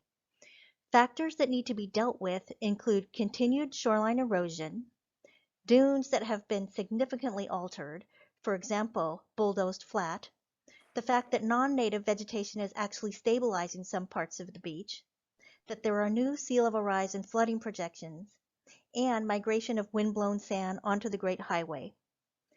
SFEI will develop designs for dune management pilot projects that address these dune restoration issues and that can be feasibly implemented in this really narrow urban footprint. The recommendations will also help the city make informed decisions about future management of the Great Highway, both for ecological and recreation purposes. You may not know that the California quail is the official bird of San Francisco. It was once abundant in both the Presidio and Golden Gate Park, but has rapidly declined since the 1990s. Quail were last seen in the Presidio in 2006 and in the park in 2018. Recent work by SFEI and the Presidio Trust found that lack of habitat connectivity was one of the strongest predictors of the quail's ability to persist in an urban park. SFEI will therefore prepare science-based guidance on wildlife connectivity requirements and barrier removal across western San Francisco. Connections through Land's End, Golden Gate Park, and the Great Highway Corridor, as well as potential inland corridors such as Sunset and Park Presidio Boulevards, will be explored. They will also make recommendations for specific projects to increase wildlife connectivity. Finally, this slide lists the ways in which the Sunset Natural Resilience Project will help implement the state's new 30 by 30 strategy, the Draft Pathways Report, which is hot off the press last December, and the Natural and Working Lands Climate Smart Strategy, which was released a few months earlier in October. In addition, SFEI will incorporate the design guidance they develop for each of these 6 projects into a citywide guidance document that the city can use in the future when designing projects to implement resolutions, policies, and goals that seek to promote biodiversity and use nature-based solutions, but that do not contain the level of detail necessary to actually design the projects. This concludes the staff presentation. With us today is Robin Grossinger, who's the Program Director for SFEI's Resilient Landscapes Program, Jonathan Cordero, Executive Director of the Association of Ramaytush Ohlone, and Tim Doherty, Senior Planner at SFMTA. After Robin and Jonathan make a few remarks, we'll all be available to help answer questions. Thank you so much. Thank you, Chairman Bosco and board members, for the opportunity to speak to you today. And I want to thank Amy, Moira, Marilyn, and the staff for helping us develop and advance this exciting project. So I'm a scientist at the San Francisco Estuary Institute, SFEI, where in recent years I've helped develop our Urban Nature Lab. As you know, one of the great challenges of the coming decades is to make our cities more resilient to climate change. And one of the most effective ways to do that is to weave natural systems, nature, through the city. Green space, tree canopy, natural shorelines, all soften the effects of heat waves and storms and can also support biodiversity, making nature accessible to urban communities. But this is really hard to do. As you know, cities are very complex, dense spaces to work in, to do conservation in. And so we need examples of how to put the pieces together across neighborhoods to make a transformative difference. The Sunset Natural Resilience Project is a remarkable opportunity to develop an interconnected network of major projects and connecting corridors within a very urban, highly populated setting. It does this through a strong set of collaborations between different city departments, federal agencies, and the Ramaytush tribe. Each of these projects is visionary in its own right, and collectively they form a functional biodiversity framework for a large portion of the city, as well as demonstrations for the rest of San Francisco and other urban areas throughout California. So I know I speak for all the project partners who greatly appreciate the Conservancy's interest in this endeavor. I'm happy to take any questions or comments. Thank you very much for your time. Thank you. Moira, did someone else wish to speak as well? Yes, Jonathan Cordero is here. Right. So thank you, Chair Bosco and board members for inviting us here today, and special thanks to the Coastal Conservancy and SFEI staff for their assistance thus far. My name is Jonathan Cordero. I'm the chair of the Ramaytush Ohlone Peoples and executive director of our nonprofit, which is the Association of Ramaytush Ohlone. Although tentatively referred to as the Ohlone Garden, in reality, the garden is intended to be for the American Indian and indigenous communities in San Francisco. Also, it will be more than a garden. In addition to the garden, there'll be obviously a parking space and a ceremonial circle, and the remaining space of the 5 acres will be planted with native plants and ideally integrated into the local area and into the connectivity corridor. And just by the way, the idea of connectivity, or in our usage, the interconnectedness of all things, has always been integral to informing native perspectives and traditional ecological knowledge. We will certainly make good use of the expertise of the SFEI staff and others, but we have our own plant experts who will help design the space. We are absolutely thrilled to reintroduce native plants and wildlife back into the park and other areas within the project. And of course, we would love to see the California quail come back. So thank you for your time, and I'm happy to answer any questions you might have. Thank you. All right. Moira, did someone else wish to speak? He does not have prepared remarks, but I just want to note that Tim Doherty from SFMTA is also here in case there's questions, particularly about the Great Highway or Ocean Beach section. All right. Hi, Tim. Thank you. I don't ever want to cut anyone off, but we're facing Annie's necessity to leave at 1, I think you said. So I'd like to ask everyone to kind of keep your remarks at a minimum if you can, without compromising our ability to hear from you.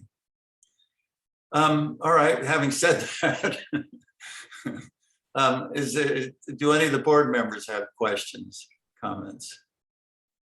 All right, if not, are there any public comments?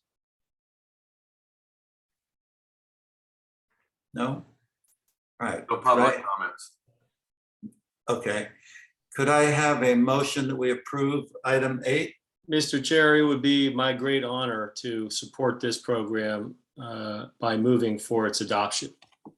Well, I know your family has a long history in San Francisco, so you're very appropriate to make this motion. I appreciate that, Mr. Chair, and I want to say thank you to the folks who have come and who have spoken to us today. And I just also want to add that I think just the idea of seeing the California quail back in the Presidio would just be such a thrill for so many San Franciscans. So I've got my fingers crossed for the success of this project. Thank you.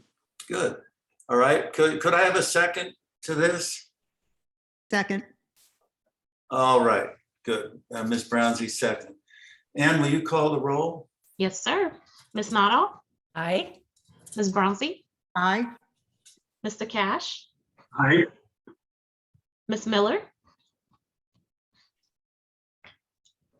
Aye. Ms. Gutierrez Grounish, Aye. Mr. Alioto, Aye. Chair Bosco. Aye. This motion passes. Agenda number 8 is approved. Hey, thank you, Moira, and the whole group, and we appreciate you being here and presenting this. All right, we'll go on to item 9, and Jennifer Fields will introduce that item for us.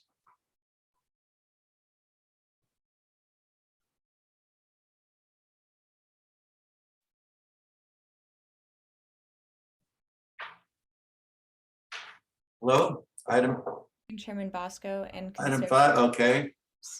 My name is Jen Fields, and I am the California Sea Grant State Fellow at the State Coastal Conservancy Climate Ready Program. I will be presenting the One Shoreline Regional Bay Shoreline Project for your consideration.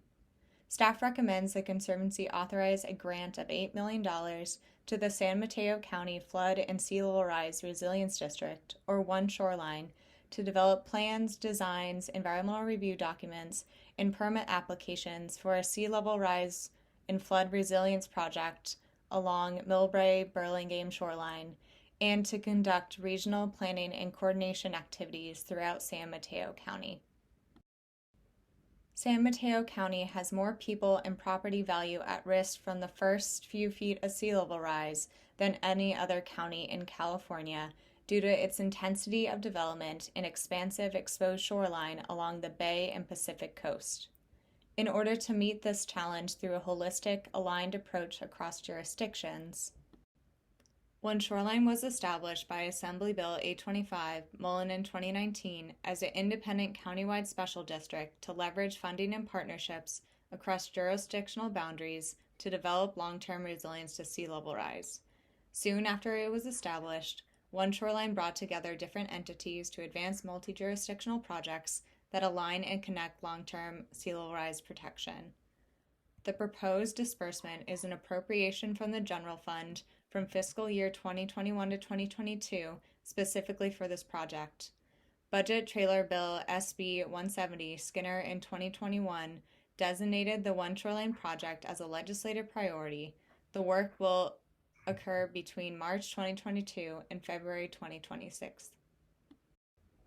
The project contains 2 components.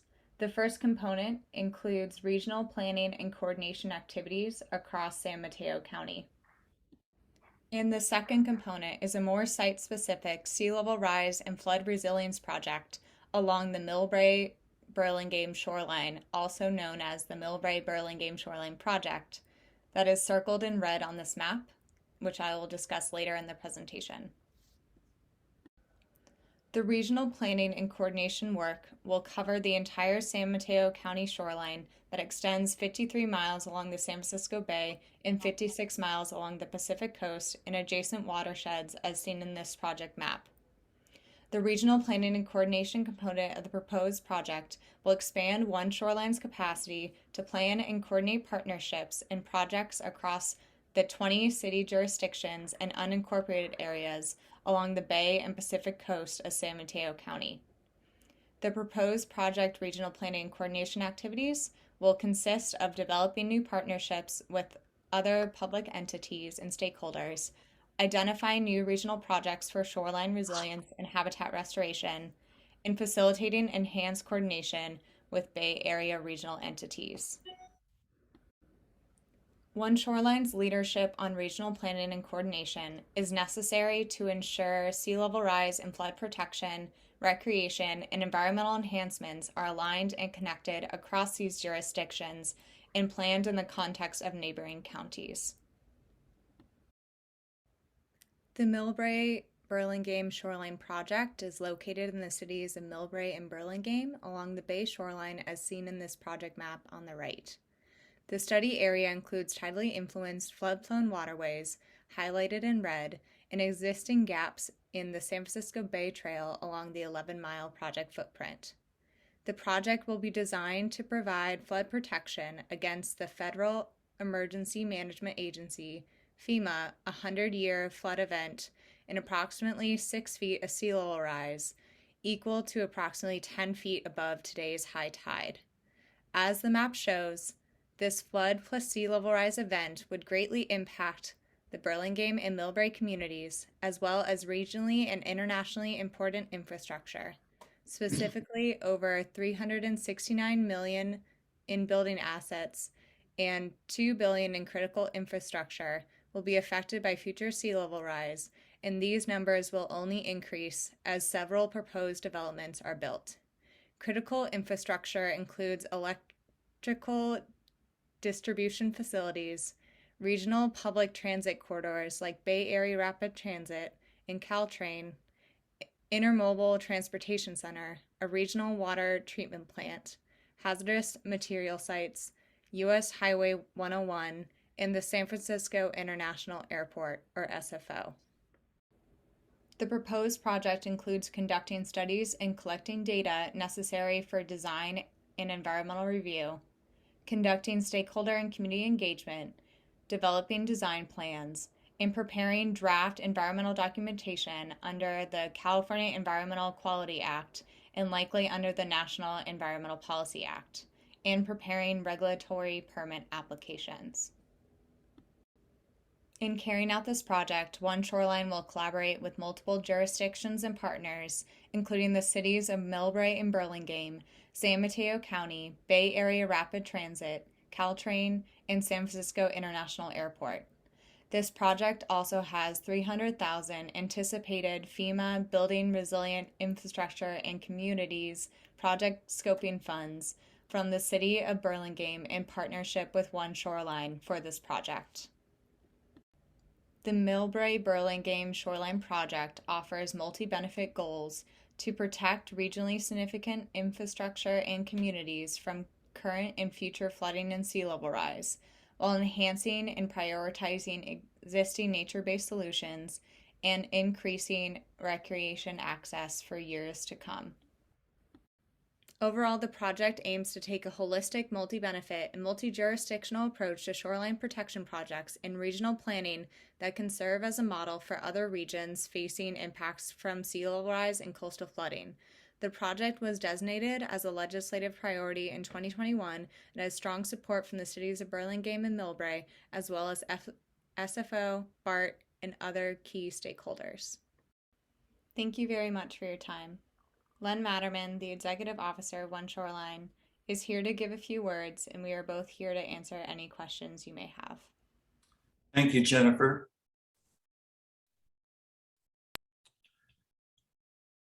Okay, should I go ahead, Mr. Chair? Yes, please do. All right, well, thank you. And thanks very much, Jen, and hello, honorable members of the Coastal Conservancy Board, including our very own Senator Becker. Good to see you on this Zoom. My name is Len Matterman. I'm the CEO of One Shoreline. As Jen Fields just mentioned, we're the first independent government agency in California focused on the water-related impacts of climate change.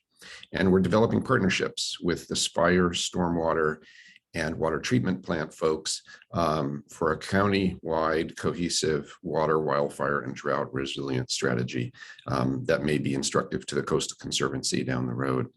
To build resilience to this transformative issue, we must first build public confidence that together we can achieve resilience, and then without delay go out and do that.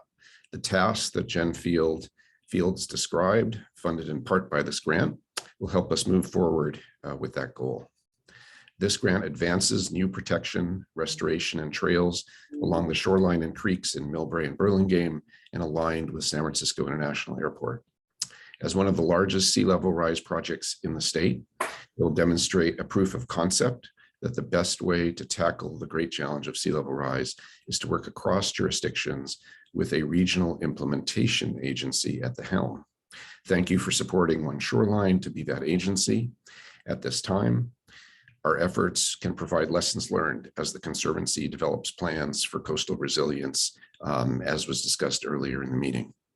Related to this breaking this new ground, one of the most exciting aspects of this project is how it is tied to a brand new city zoning ordinance, the first of its kind in the Bay Area, that compels new developments near the shoreline to be part of the solution to substantial sea level rise. This gets to a point made earlier by Senator Allen.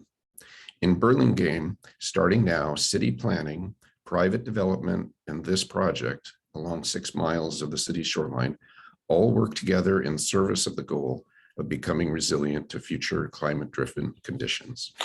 Finally, let me say thank you to Assembly Speaker Pro Tem Kevin Mullen, who championed this grant, and thanks to the great Conservancy staff who worked with us for the past 6 months to develop the plan for this complex grant. And we look forward to working with them over the next 4 years. And I look forward to answering any questions you have. Thank you. Thank you. Are there any questions or comments from the board? And thank you for joining us, Senator Becker, as well. And if you'd like to say anything, you're welcome to. Sure, I'd be wonderful. Is now an appropriate time? Yes, certainly. Great. Yeah, I just wanted to chime in and lend my voice to say One Shoreline has been fantastic and fabulous at creating resiliency in San Mateo County, and that this funding really promises effective cross-jurisdiction efforts, as Len just mentioned, to create a safer, healthier, and greener future for San Mateo County shoreline.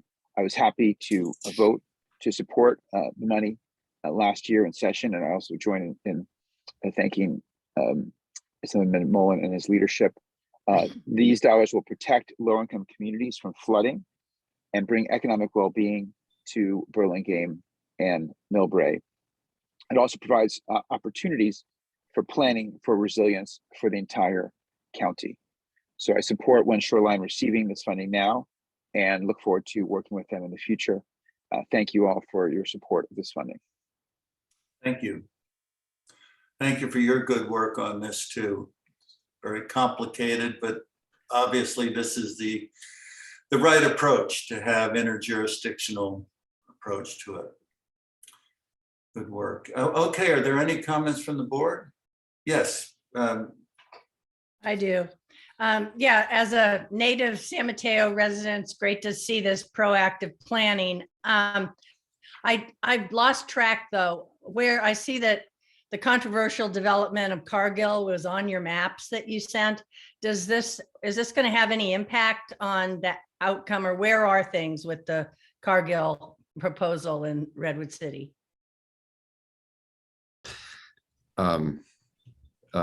Amy, should I take that, or? I can mention that Cargill and DMB have parted ways, and I think the development proposal is off the table, and Cargill is looking at other options for sale or transfer of the property for restoration and flood management. Is that correct, Len? From providing protection for some mega development there on the shores of the bay. Okay. Okay. Maybe I'll just add really quickly that the conversations about the future of the property over the past year and a half, let's say, have included the understanding that the let's say inland or backside of the property along the developed areas of Redwood City, San Mateo County, Menlo Park, that those areas are subject to vulnerability from sea level rise, and that protection of those areas is an integral part of restoring the future ponds, hopefully, and former salt ponds and future tidal areas. And so it fits in with this grant in the sense that part of this grant is for regional planning and coordination, and the Cargill property is an important part of that. Thank you. Mr. Chairman. Yes, Ms. Brownsy. Thank you. To me, this is an incredibly important project and model. I just want to shout out the leadership of Assemblymember Mullen and Senator Skinner, as well as Supervisor Pine, who was in at the beginning on these issues. I see what's going on in the entire state in terms of this kind of planning. And sadly, San Mateo County's one shoreline is the exception, not the rule. And hopefully it will be the work of this project, the forward-looking elements of this, that despite all the challenges of San Mateo County, that you are really putting your arms around those challenges in order to build a resilient community. Because without that, there are going to be some very sad and ineffective adaptation strategies by other communities. I think your planning, the comprehensiveness and inclusivity of all of the local and regional partners, as well as the public education, really sets this project apart. And I have high hopes that we can replicate the work that you do in San Mateo County. So I just want to shout out your efforts and think that it will result in as resilient a community as can be, given the challenges. Thank you, Mr. Chair. Thank you. All right, are there, yes, there, Gail, would you like, Ms. Miller, would you like to say something? Please, thanks, Mr. Chair. Just to follow up on Ms. Brownsley's comment, the way you're going to sort of coordinate with these community groups, I think it would be interesting to have a little bit more specificity just to understand the regional planning and coordination component. I think, you know, what we struggle with, especially with our JEDI goals, is how do we bring members of the community together? And that really ends up being the challenge. Like, how do you get those additional voices? I do think it's a model, but I also think with that comes this huge opportunity to make sure that you're widening the aperture in terms of the voices that are coming into this. So could you give a little more specificity on your outreach and how you see yourselves engaging the community above the folks that are already engaged? Sure. Well, there are fortunately for us, there are nonprofits in San Mateo County along the Bay Shoreline, which is the focus of this particular grant. Of course, we also work on the Pacific side, but on the Bay Shoreline, there are nonprofits that are great partners to us that focus on low income and otherwise challenged communities. San Mateo County is a well-resourced county, but there are definitely areas that are under-resourced, and those entities focus on the communities that you know, frankly, I think all have as you indicated, have a challenge reaching. So this project, as was mentioned, gets to a couple of those communities. It will tie into other projects, let's say on the north side of San Francisco Airport, that get to other communities. And in fact, there's one of the nonprofits I'm thinking of on the Bay side is newly formed, called Rise, and it's being led by somebody who led a nonprofit that he started in East Palo Alto and was very successful. And now we're moving to a broader reach of the Bay. So I don't want to say it's easy, and I think, as maybe you indicated, one of the areas where our effort can be instructive to the Conservancy and where we can learn from the Conservancy is how do we take a broad approach to that outreach, while understanding that each segment of this broader community is different and needs individual attention and maybe takes extra efforts to reach. You know, finally, I'll say our first construction project, we were created 2 years ago, January 1, 2020. And we have a project that in February, actually next week, is finishing construction along the Bay. And it serves 5 mobile home parks, which were not easy to reach. You know, and so we have some lessons learned from that activity about what to do and what not to do to have successful outreach. So it's a challenge, and it's certainly part of this grant is over the next 4 years is trying to address that challenge. Thank you. Just one more comment, Mr. Chair. I'd love just a sort of a progress report, because I agree with everything you said. I would only add that it's not just about outreach, it's actually about the execution of the project. So after the outreach, how that project is executed and whether folks see themselves in it, I think is as important as anything else, because I think we're getting better at outreach. I don't think we're getting better at execution. So and of course, this is so much bigger than your project, but I do think it's because of how large this project is and how meaningful it can be to surrounding areas in the middle of a wealthier area. I think is going to be really, really important that we meet that challenge and don't only engage, but create projects that are more meaningful in the same way. So I'll look forward to hearing about your success in that regard. Thank you. All right. If there aren't any more board comments, are there any members of the public that would like to speak on item 9? There are no public comments. All right, do I hear a motion and a second that we approve this item? So moved. Okay, Ms. Nodoff moved. And who seconded it? Gail. Okay, Miller seconds. Would you please call the roll, Ann? Yes, sir. Ms. Nodoff, Aye. Ms. Brownsy, Aye. Mr. Cash, Aye. Ms. Miller, Aye. Ms. Gutierrez Grundage, Aye. Mr. Alioto, Aye. Chair Bosco. Aye. This motion passes. Agenda number 9 is approved.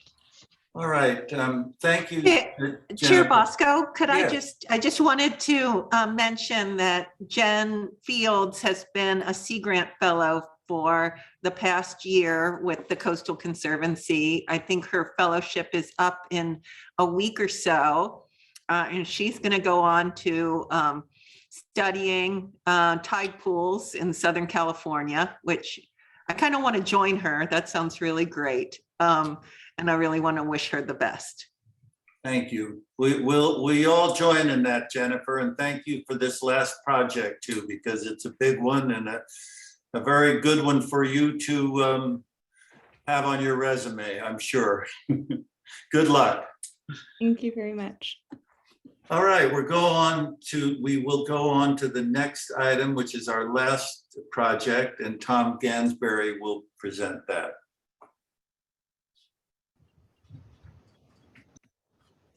Hello, Chairman Bosco and members of the Coastal Conservancy Board. My name is Tom Gansberry, and I'm a project manager in the Central Coast Work Group. Staff recommends that the Coastal Conservancy grant $4.25 million to the County of Monterey to implement the Carmel River Floodplain Restoration and Environmental Enhancement Project, also known as Carmel River Free. This project is a result of more than a decade of work by the county, the Big Sur Land Trust, and other project partners.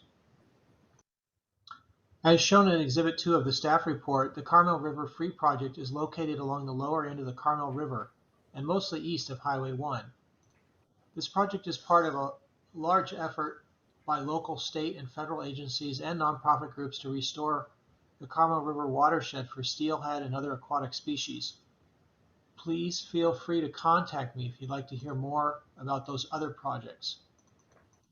The general purpose of this project, however, is to reestablish a floodplain along the south bank of the river and reconnect it to the south arm of the Carmel River Lagoon, which is just west of Highway 1.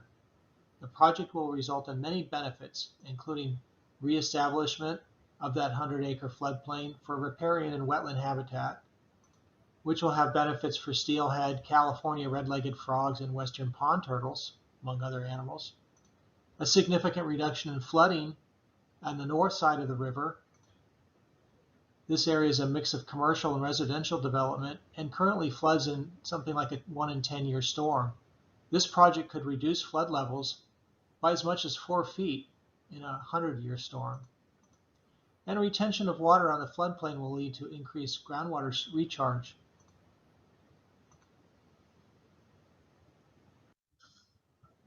This is an air photo looking south toward the Santa Lucia Range. The mountains there are the Palo Corona Regional Park.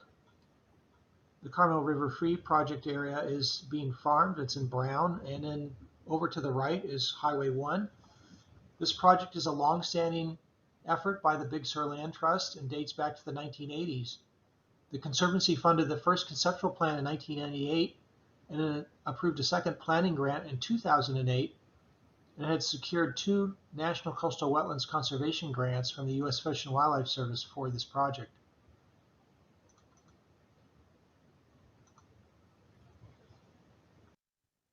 This slide shows the main project features which were included in the EIR, which was certified by the county in 2020. It includes removing sediment from the former farm field to lower the elevations, which will then allow flood flows to spread over the site. The sediment that is removed from the 100 acres or so will be moved to the south to create a 36-acre agricultural preserve. The project will also cut 7 notches in the existing levee along the south bank of the river, creating secondary channels. A significant part of this project is the creation of a 360-foot long causeway. Highway 1 will sit on top of that causeway, and the highway will have to be relocated during construction. The creation of the causeway will help relieve the water which pinches against this highway during flooding and causes flooding on the north side of the river.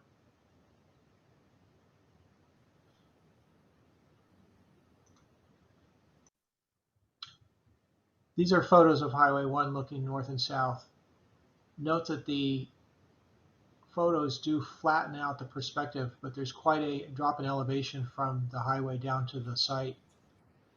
Modifications to Highway 1 compelled the Big Sur Land Trust to partner with the County of Monterey and Caltrans to implement this project. This slide is a rendering of the completed project maybe 10 years after construction.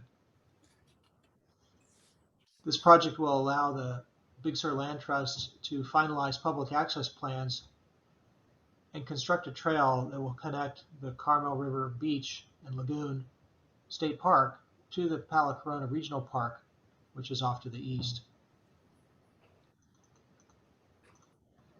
The EIR identified many mitigation measures to reduce impacts from construction activities and also covers monitoring by and notification to local Native American tribes. These mitigation measures are summarized in the staff report. And as noted in the financing section of the report, the majority of funding will be derived from the Hazard Mitigation Grant from FEMA. The grant has been tentatively awarded and the details of funding for this project are in progress. The Conservancy's funding for the project grant will use funding from 3 sources: Proposition 1, the recent water bond, Proposition 84, and a section that is dedicated specifically for projects draining toward Monterey Bay, including the Carmel River watershed, and from the Carmel River Settlement Account, which can only be used to enhance conditions for steelhead.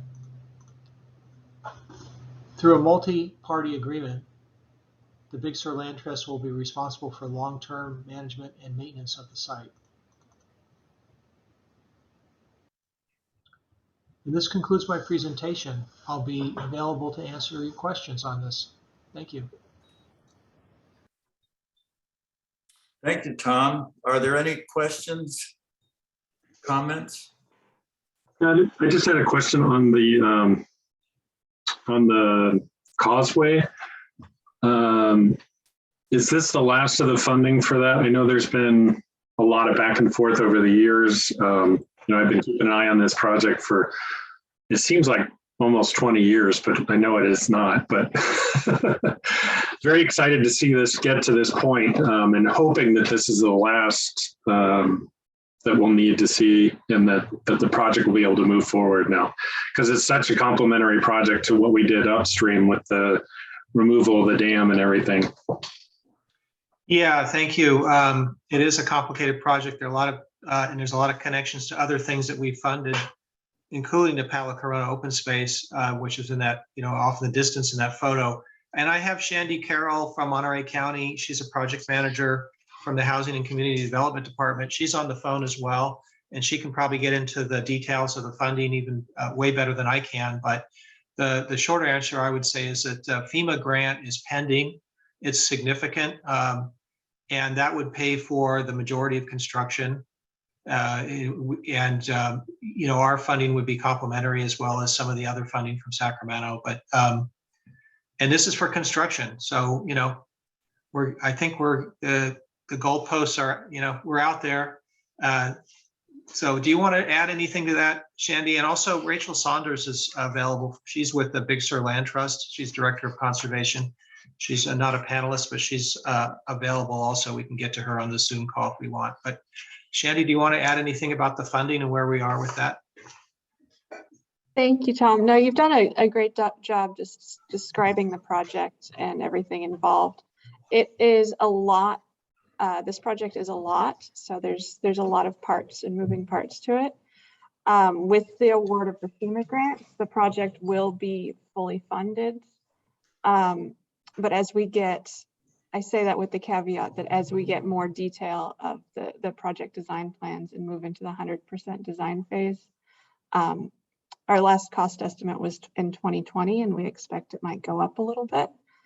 So we are, this grant from SCC will really help move us to the point where we'll be able to begin implementing the project, and any additional fundraising that we may have to do will be because of those cost escalations that have happened in the last year or two. If the FEMA grant's awarded, when would the project go out to bid, and how long would it take for that to happen?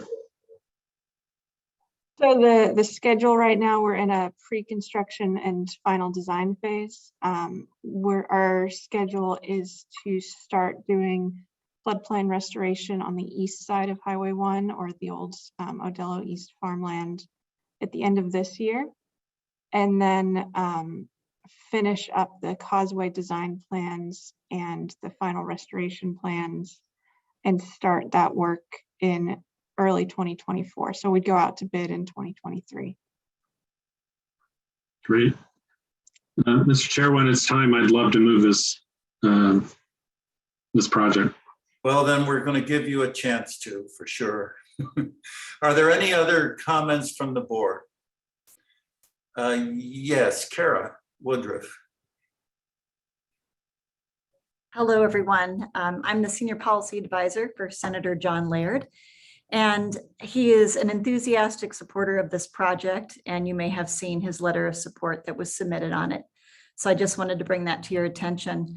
Also, yesterday, Senator Laird prepared a rather detailed response to the draft Pathways to 30 by 30 California report, and it contains a lot of projects from the Central Coast that would advance the 30 by 30 vision. And contained in that letter is this project in particular as being a real high priority for not only Monterey County, but also in serving the state's biodiversity protection vision.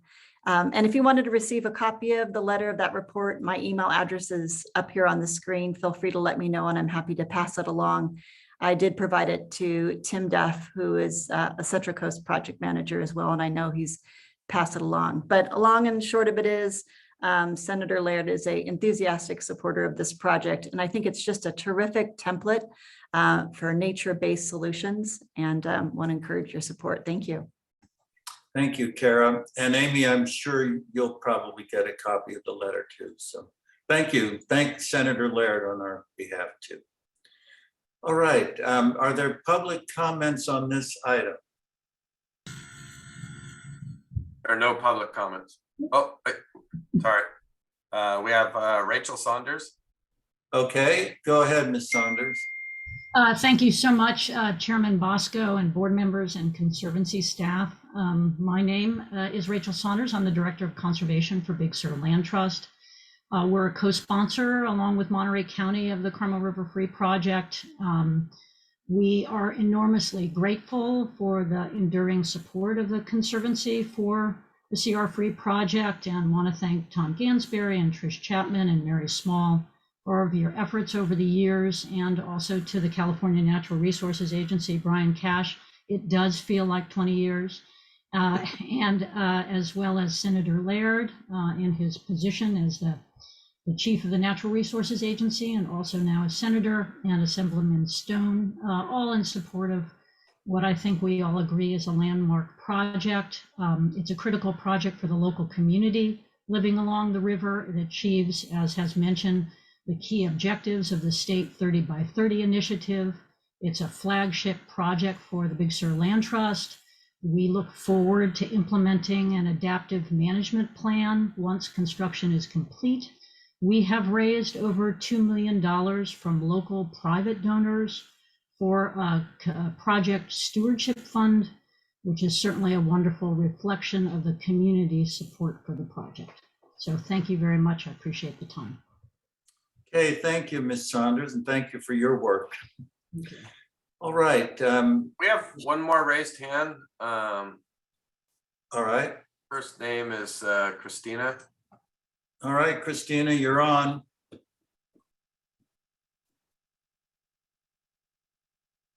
Hello? She's not coming through. She's not coming through? Oh, there's, okay, now she is. All right, Christina, would you like to address the Conservancy? All right, I guess we'll go ahead and move on. Mr. Cash. Actually, Christina, you have to unmute yourself. We cannot unmute you.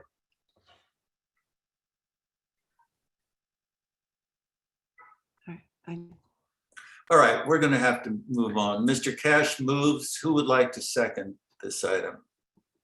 I second. All right, Mr. Aliotto seconds. I just want to add that this is a important project. I now live in this area and have seen firsthand a lot of the challenges with in high water. I wish we had more high water than we've been having lately, but this solves a lot of, it's a good nature-based solution to the dual threats of sea level rise and biodiversity loss. So. All right. Okay, it's been moved and seconded that we approve item 10. Ann, will you call the roll? By the way, I want to say that Tom Gansberry is our guy when it comes to big, complicated projects. And Tom, we really appreciate your work too. Thank you, sir. All right, let's go ahead and vote on this, Ann. All right, sir. Ms. Noto? Aye. Ms. Bronzy? Aye. Mr. Cash? Aye. Ms. Miller? Aye. Ms. Gutierrez Greenwich? Aye. Mr. Aliotto? Aye. Chair Bosco? Aye. This motion passes. Agenda number 9 is approved. Number 10, I'm sorry. 10, right. Okay, we'll now move on to public comment on non-agenda items. Are there any public comments? Yep, they are lining up now. Well, okay, if there's, I'm going to limit the comment period to 1 minute. And the total time to 15 minutes. Do we have that many people that want to speak? We have about 8 people. 8 people? All right, just one minute apiece, please. Okay, first speaker, Walter Lamb. Okay, Mr. Lamb, go ahead.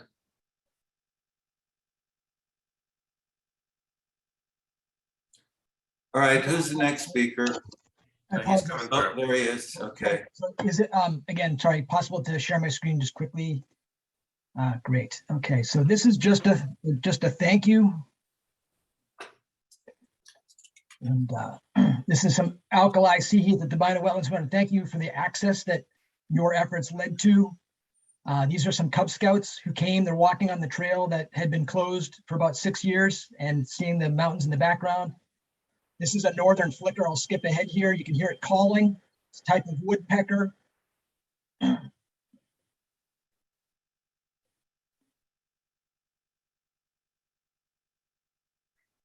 Who's that? This is Sophia Morales. She's one of our educators. This is a song sparrow. Let's just get the song here. And we've got, again, the Cub Scouts looking at leaves and bones through a microscope. Allen's hummingbird, variegated meadowhawk, funnel weaver spider, 2 other naturalists looking, at a hawk that's flying out of the wetlands, yellow Tinged House Finch. And I want to say quickly, we really, really, really appreciate this. And we would love to have this be a model as to discuss. Come on in, Bob, I put it up.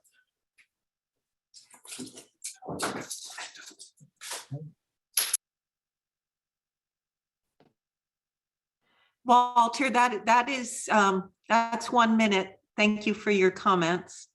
Thank you. All right, next. Thank you for those lovely pictures. That was really nice. Yeah. Okay, next speaker is Dave Kolker. Yes, can you hear me? Yes, go ahead. Okay, good afternoon. Good afternoon, board members and Conservancy staff, and thank you for the time allowed to speak.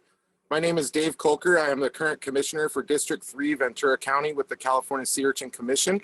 I am as well speaking on behalf of the commercial fishermen of Channel Islands Harbor, specifically as well as mentioning a working effort with commercial fishermen of Santa Barbara. I am requesting some staff time from the Coastal Conservancy to discuss commercial fishing, sport fishing, and recreational activities, access into our harbors, and infrastructure needs to allow that access. I am working closely with another representative of a Santa Barbara-based commercial fishing association in regards to protecting OM1 zoning and oceanfront usage property. We are looking to protect and preserve coastal access in regards to commercial, sport, and recreational activities. My intentions at this time are to make you aware of situations we are facing with development taking place in our harbors. We are requesting some staff time to assist in our goal of protecting and preserving that access. I will be following up with an email to the South Coast Regional Manager and the Central Coast Regional Manager with our contact information and reiterate our request for staff time and advisement. Thank you again for your time and look forward to engaging in a constructive dialogue with the Coastal Conservancy. Sorry I spoke fast, trying to make my 1 minute. Well, thank you. You did make your 1 minute. We appreciate your remarks. Okay, who's the next person?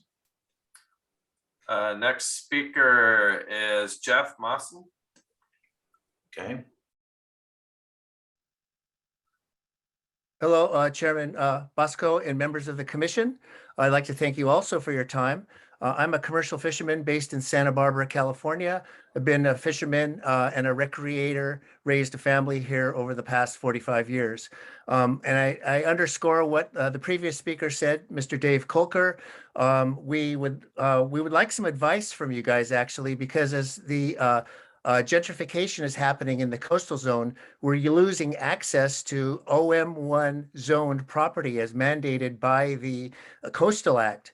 And we need storage space. We need retail sales space. We're getting more and more people that are coming into town, particularly minorities who are looking to buy fresh fish. And as people are trying to escape from the hinterlands, they're coming down to the coast to recreate. So as former properties are becoming wine bars and hotels, we're wondering where, and we need some help with regard to maintaining storage and facilities and seafood sales, as well as surfboard makers and recreational people need a place to store their boats and recreate along the coast. So furthermore, I just wanted to underscore that the blue economy is knocking on our door. I'm working with an international kelp company offshore, trying to develop and enhance this blue economy in order to sequester carbon. And there's a lot of jobs, potential jobs here in the coastal zone. And we're losing valuable property to development and Mr. Mawson, Yes. that is 1 minute. I'm sorry to interrupt. Okay, it's okay. And this is real preliminary. We'll get back to you soon. And we're looking for some help, please, from staff. Thank you. Yes, we will be in touch. Thank you. All right, who's next? Okay, next speaker is Marcia Hanscom. Thank you. Please don't start my time until the screen is shared. It's shared, so go ahead. No, it's not. Well, I mean, we can see you. I know. I need my screen shared, please. Thank you. All right. Go ahead. Hey, Marcia Hanscom with the Sierra Club. I am talking to you about the Ballona Wetlands Ecological Reserve and want to say thank you. As you know, Bayona has not been private property since 2003, but we still have signs like this, competing with signs like this. But the Fiji Way Gate, which was paid for and installed by the MRCA, is and has been locked for a long time, is now open. And I want to say thank you very much to the Coastal Conservancy Executive Officer, Amy Hutzel. More to come according to this letter, but we are grateful at least that this gate is open now. Signage posted saying Wednesdays through Saturdays, 8 to 1. And we especially want to say thank you to Coastal Conservancy Board Member Joseph Aliotto for listening to the pleas from the public and making sure that they were heard. Here's the trail, here's the red-tailed hawk that was ready to greet people immediately, the northern flicker, some of our hummingbirds, Cassin's kingbird, a number of species, as you can see. But the most, and bicycle rats, which may need a little bit of weeding around them. But the question is, please look at Outdoors for All funding that the governor has in his budget. We really need some greeters and docents to be at the gate so that the land and the wildlife are protected, so that a woman from Inglewood or a family of 4 from Ladera Heights can find their way to the gate. We need some wayfinding information as well. So we hope that you will continue to work with us, and we just want to say thank you again. Thank you to those who photographed the wildlife there recently, and maybe you'll even come and take a walk with us at the Sierra Club there to see why this place is special to so many. Thank you again. Thank you, Ms. Hanscom, and thanks for the invitation.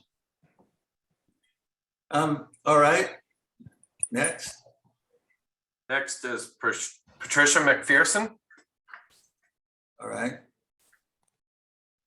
Hi, Patricia McPherson, Grassroots Coalition. I too would like to thank you, Mr. Aliotto and Ms. Wetzel, for helping to make that happen. Quickly, I'd like to use my time also to let you know that Bayona is a Section 630 non-marine ecological reserve approved in 2005 by the Fish and Game Commission and registered with the state. The current Conservancy promotion of turning Bayona into a fully tidal saltwater bay is inconsistent with the ecological reserve status. The ecological reserve status would have to be revoked and changed into a Section 632 marine preserve, which it has not. And I would just like to remind you also that the current actions are inconsistent with the Sustainable Groundwater Management Act. We've been working and have Bayona now acknowledged as a groundwater dependent ecosystem. Without having CDFW acting as lead since 2005, they were unable to actually do their land management plan, which would have necessarily included hydrology analysis, which has never occurred. For the Conservancy to step in 2005 to manage Bayona, as a responsible agency, it stepped outside its boundaries as a responsible agency and assumed lead status. All of this needs to be reviewed in light of this new information. Section 630, Thank you. Okay. Next. Next is Kathy Knight. Could I ask how many more speakers we have? We have 2 more. Okay. Kathy Knight, go ahead. Okay, thank you. Yeah, I just want to also, along with the other people, say I thank very, very much Member Joseph Aliotto for helping us get access to the Bayona wetlands, and all of you for supporting that. I've been volunteering for almost 29 years to save this precious ecosystem. And it's just wonderful. Last month I went there and the gate was open and I could drive in, and I got out and I walked around. It was just this beautiful, gorgeous view towards the mountains. And it's just such a treasure. And I just want to thank you. And I've been wanting for years to help provide stewardship to maintain the site. So I'll be working on that in the future, figuring out how to work with Department of Fish and Wildlife or whoever to maintain the area.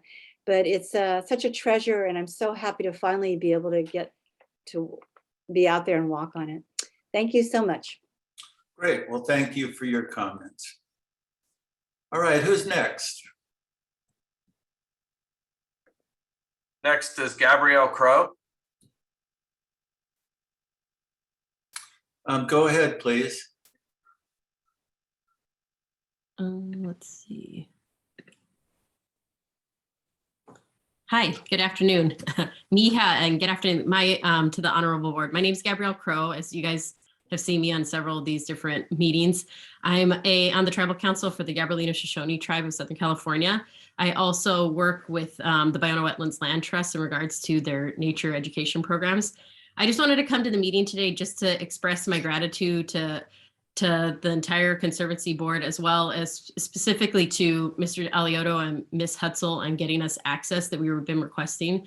I'm looking forward to coming and teaching different students and the public about the importance of my ancestral homeland. So it's just been a great experience, and I'm looking forward to collaborating more with the Conservancy in the future. So thank you very much. Thank you, Ms. Crow. All right, the next person, please. Jane Velez Mitchell.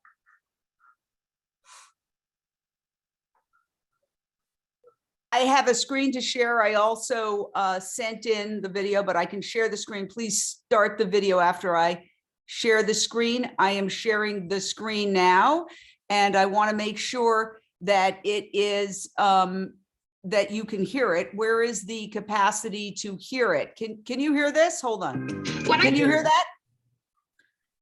Well, yes. Yes, we can hear it. Yes, we can hear it.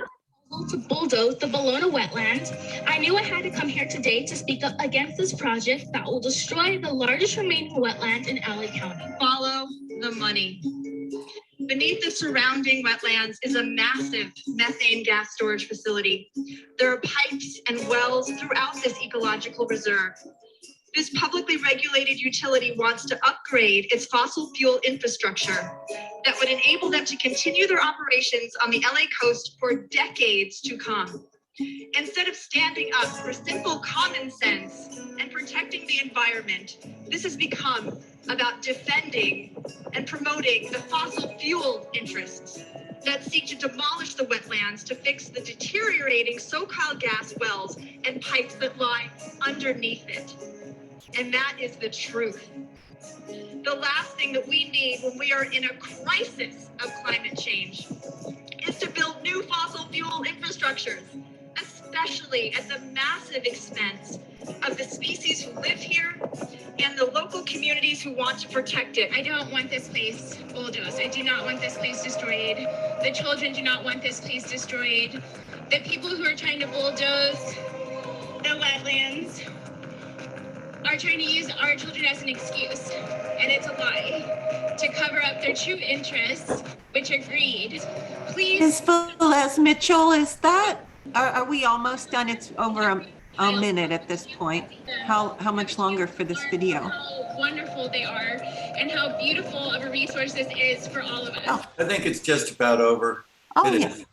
Okay, thank you. Thank you. Thank you, sir. All right. Okay, if that's the end of the public comment period. I think we have two more speakers, Chair Bosco. Christina is the next speaker. All right. Hello? Christina? Oh. Hello? Am I allowed to speak? Yes? Yeah. Oh, Yes, okay, you are. great. Thank you, board members Hutzel and Alito, for taking actions on the Ballona wetlands. We really, really appreciate that. I mean, having been on so many Zoom calls and agencies about trying to save the wetlands, your actions gave environmental and wildlife advocates some faith that agencies are actually listening and taking steps to save the last wetlands in LA County. I mean, a lot of community members have been researching, advocating, participating in all these agency calls without pay, and we do it during our time off, or any free time we have, or time off from work. And our advocacy is not biased or motivated by big money. I mean, we are presenting truthful facts about the wetlands. And it's been extremely frustrating, often sometimes feeling lots of faith in our government agencies when we see them accepting incorrect ecological and scientific facts from Department of Fish and Wildlife and big corporations. And we ask, why are these inconvenient and incorrect facts being presented about the wetlands? And we discover there is big money behind this. And they are gained by this false narrative that requires the destruction of the wetlands. And the Department of Fish and Wildlife has somehow been allowed to propose construction project on the wetlands on an established ecological reserve. Can someone tell us, how did this happen? And the construction has been proven to destroy thousands of wildlife. And this Christina, that is a minute. All right, thank you so much. Okay. Yeah, we have one more speaker, Chair All Bosco. right, could we please have the last speaker?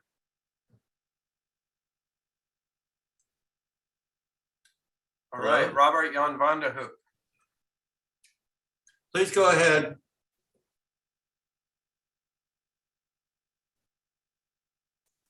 Hello? Go ahead, Robert.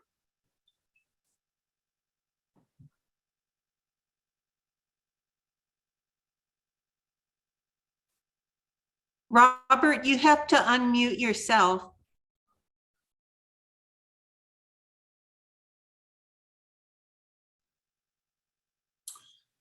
All right.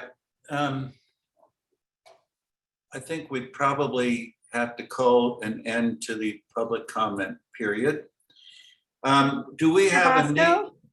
Yes. Could I also wanted to, like one of our speakers, shout out our Executive Director, Amy Hetzel, because it's such a pleasure, Amy, to see you in this leadership role. And I personally am so proud of you and all the work you're doing for the state of California. And clearly, as we've heard from all of us and the speakers, you're already making such a big difference. And just really, it's just a good day. And I think there's a lot of things in the world that we don't get to celebrate. And this is one of them to celebrate. So thank you and congratulations again.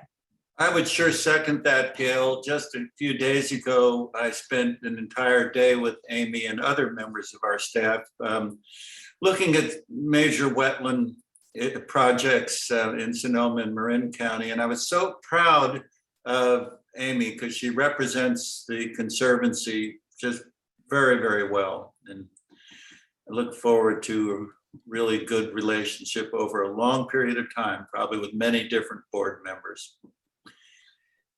All right, do we need an executive? Oh, let me ask this, are there any other board comments?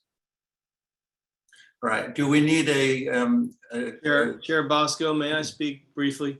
Sure. I just want to echo some comments that you made and that Gail made and that some of the speakers made to thank Amy. I think the letter that you wrote and the leadership that you've taken on this role has been absolutely tremendous.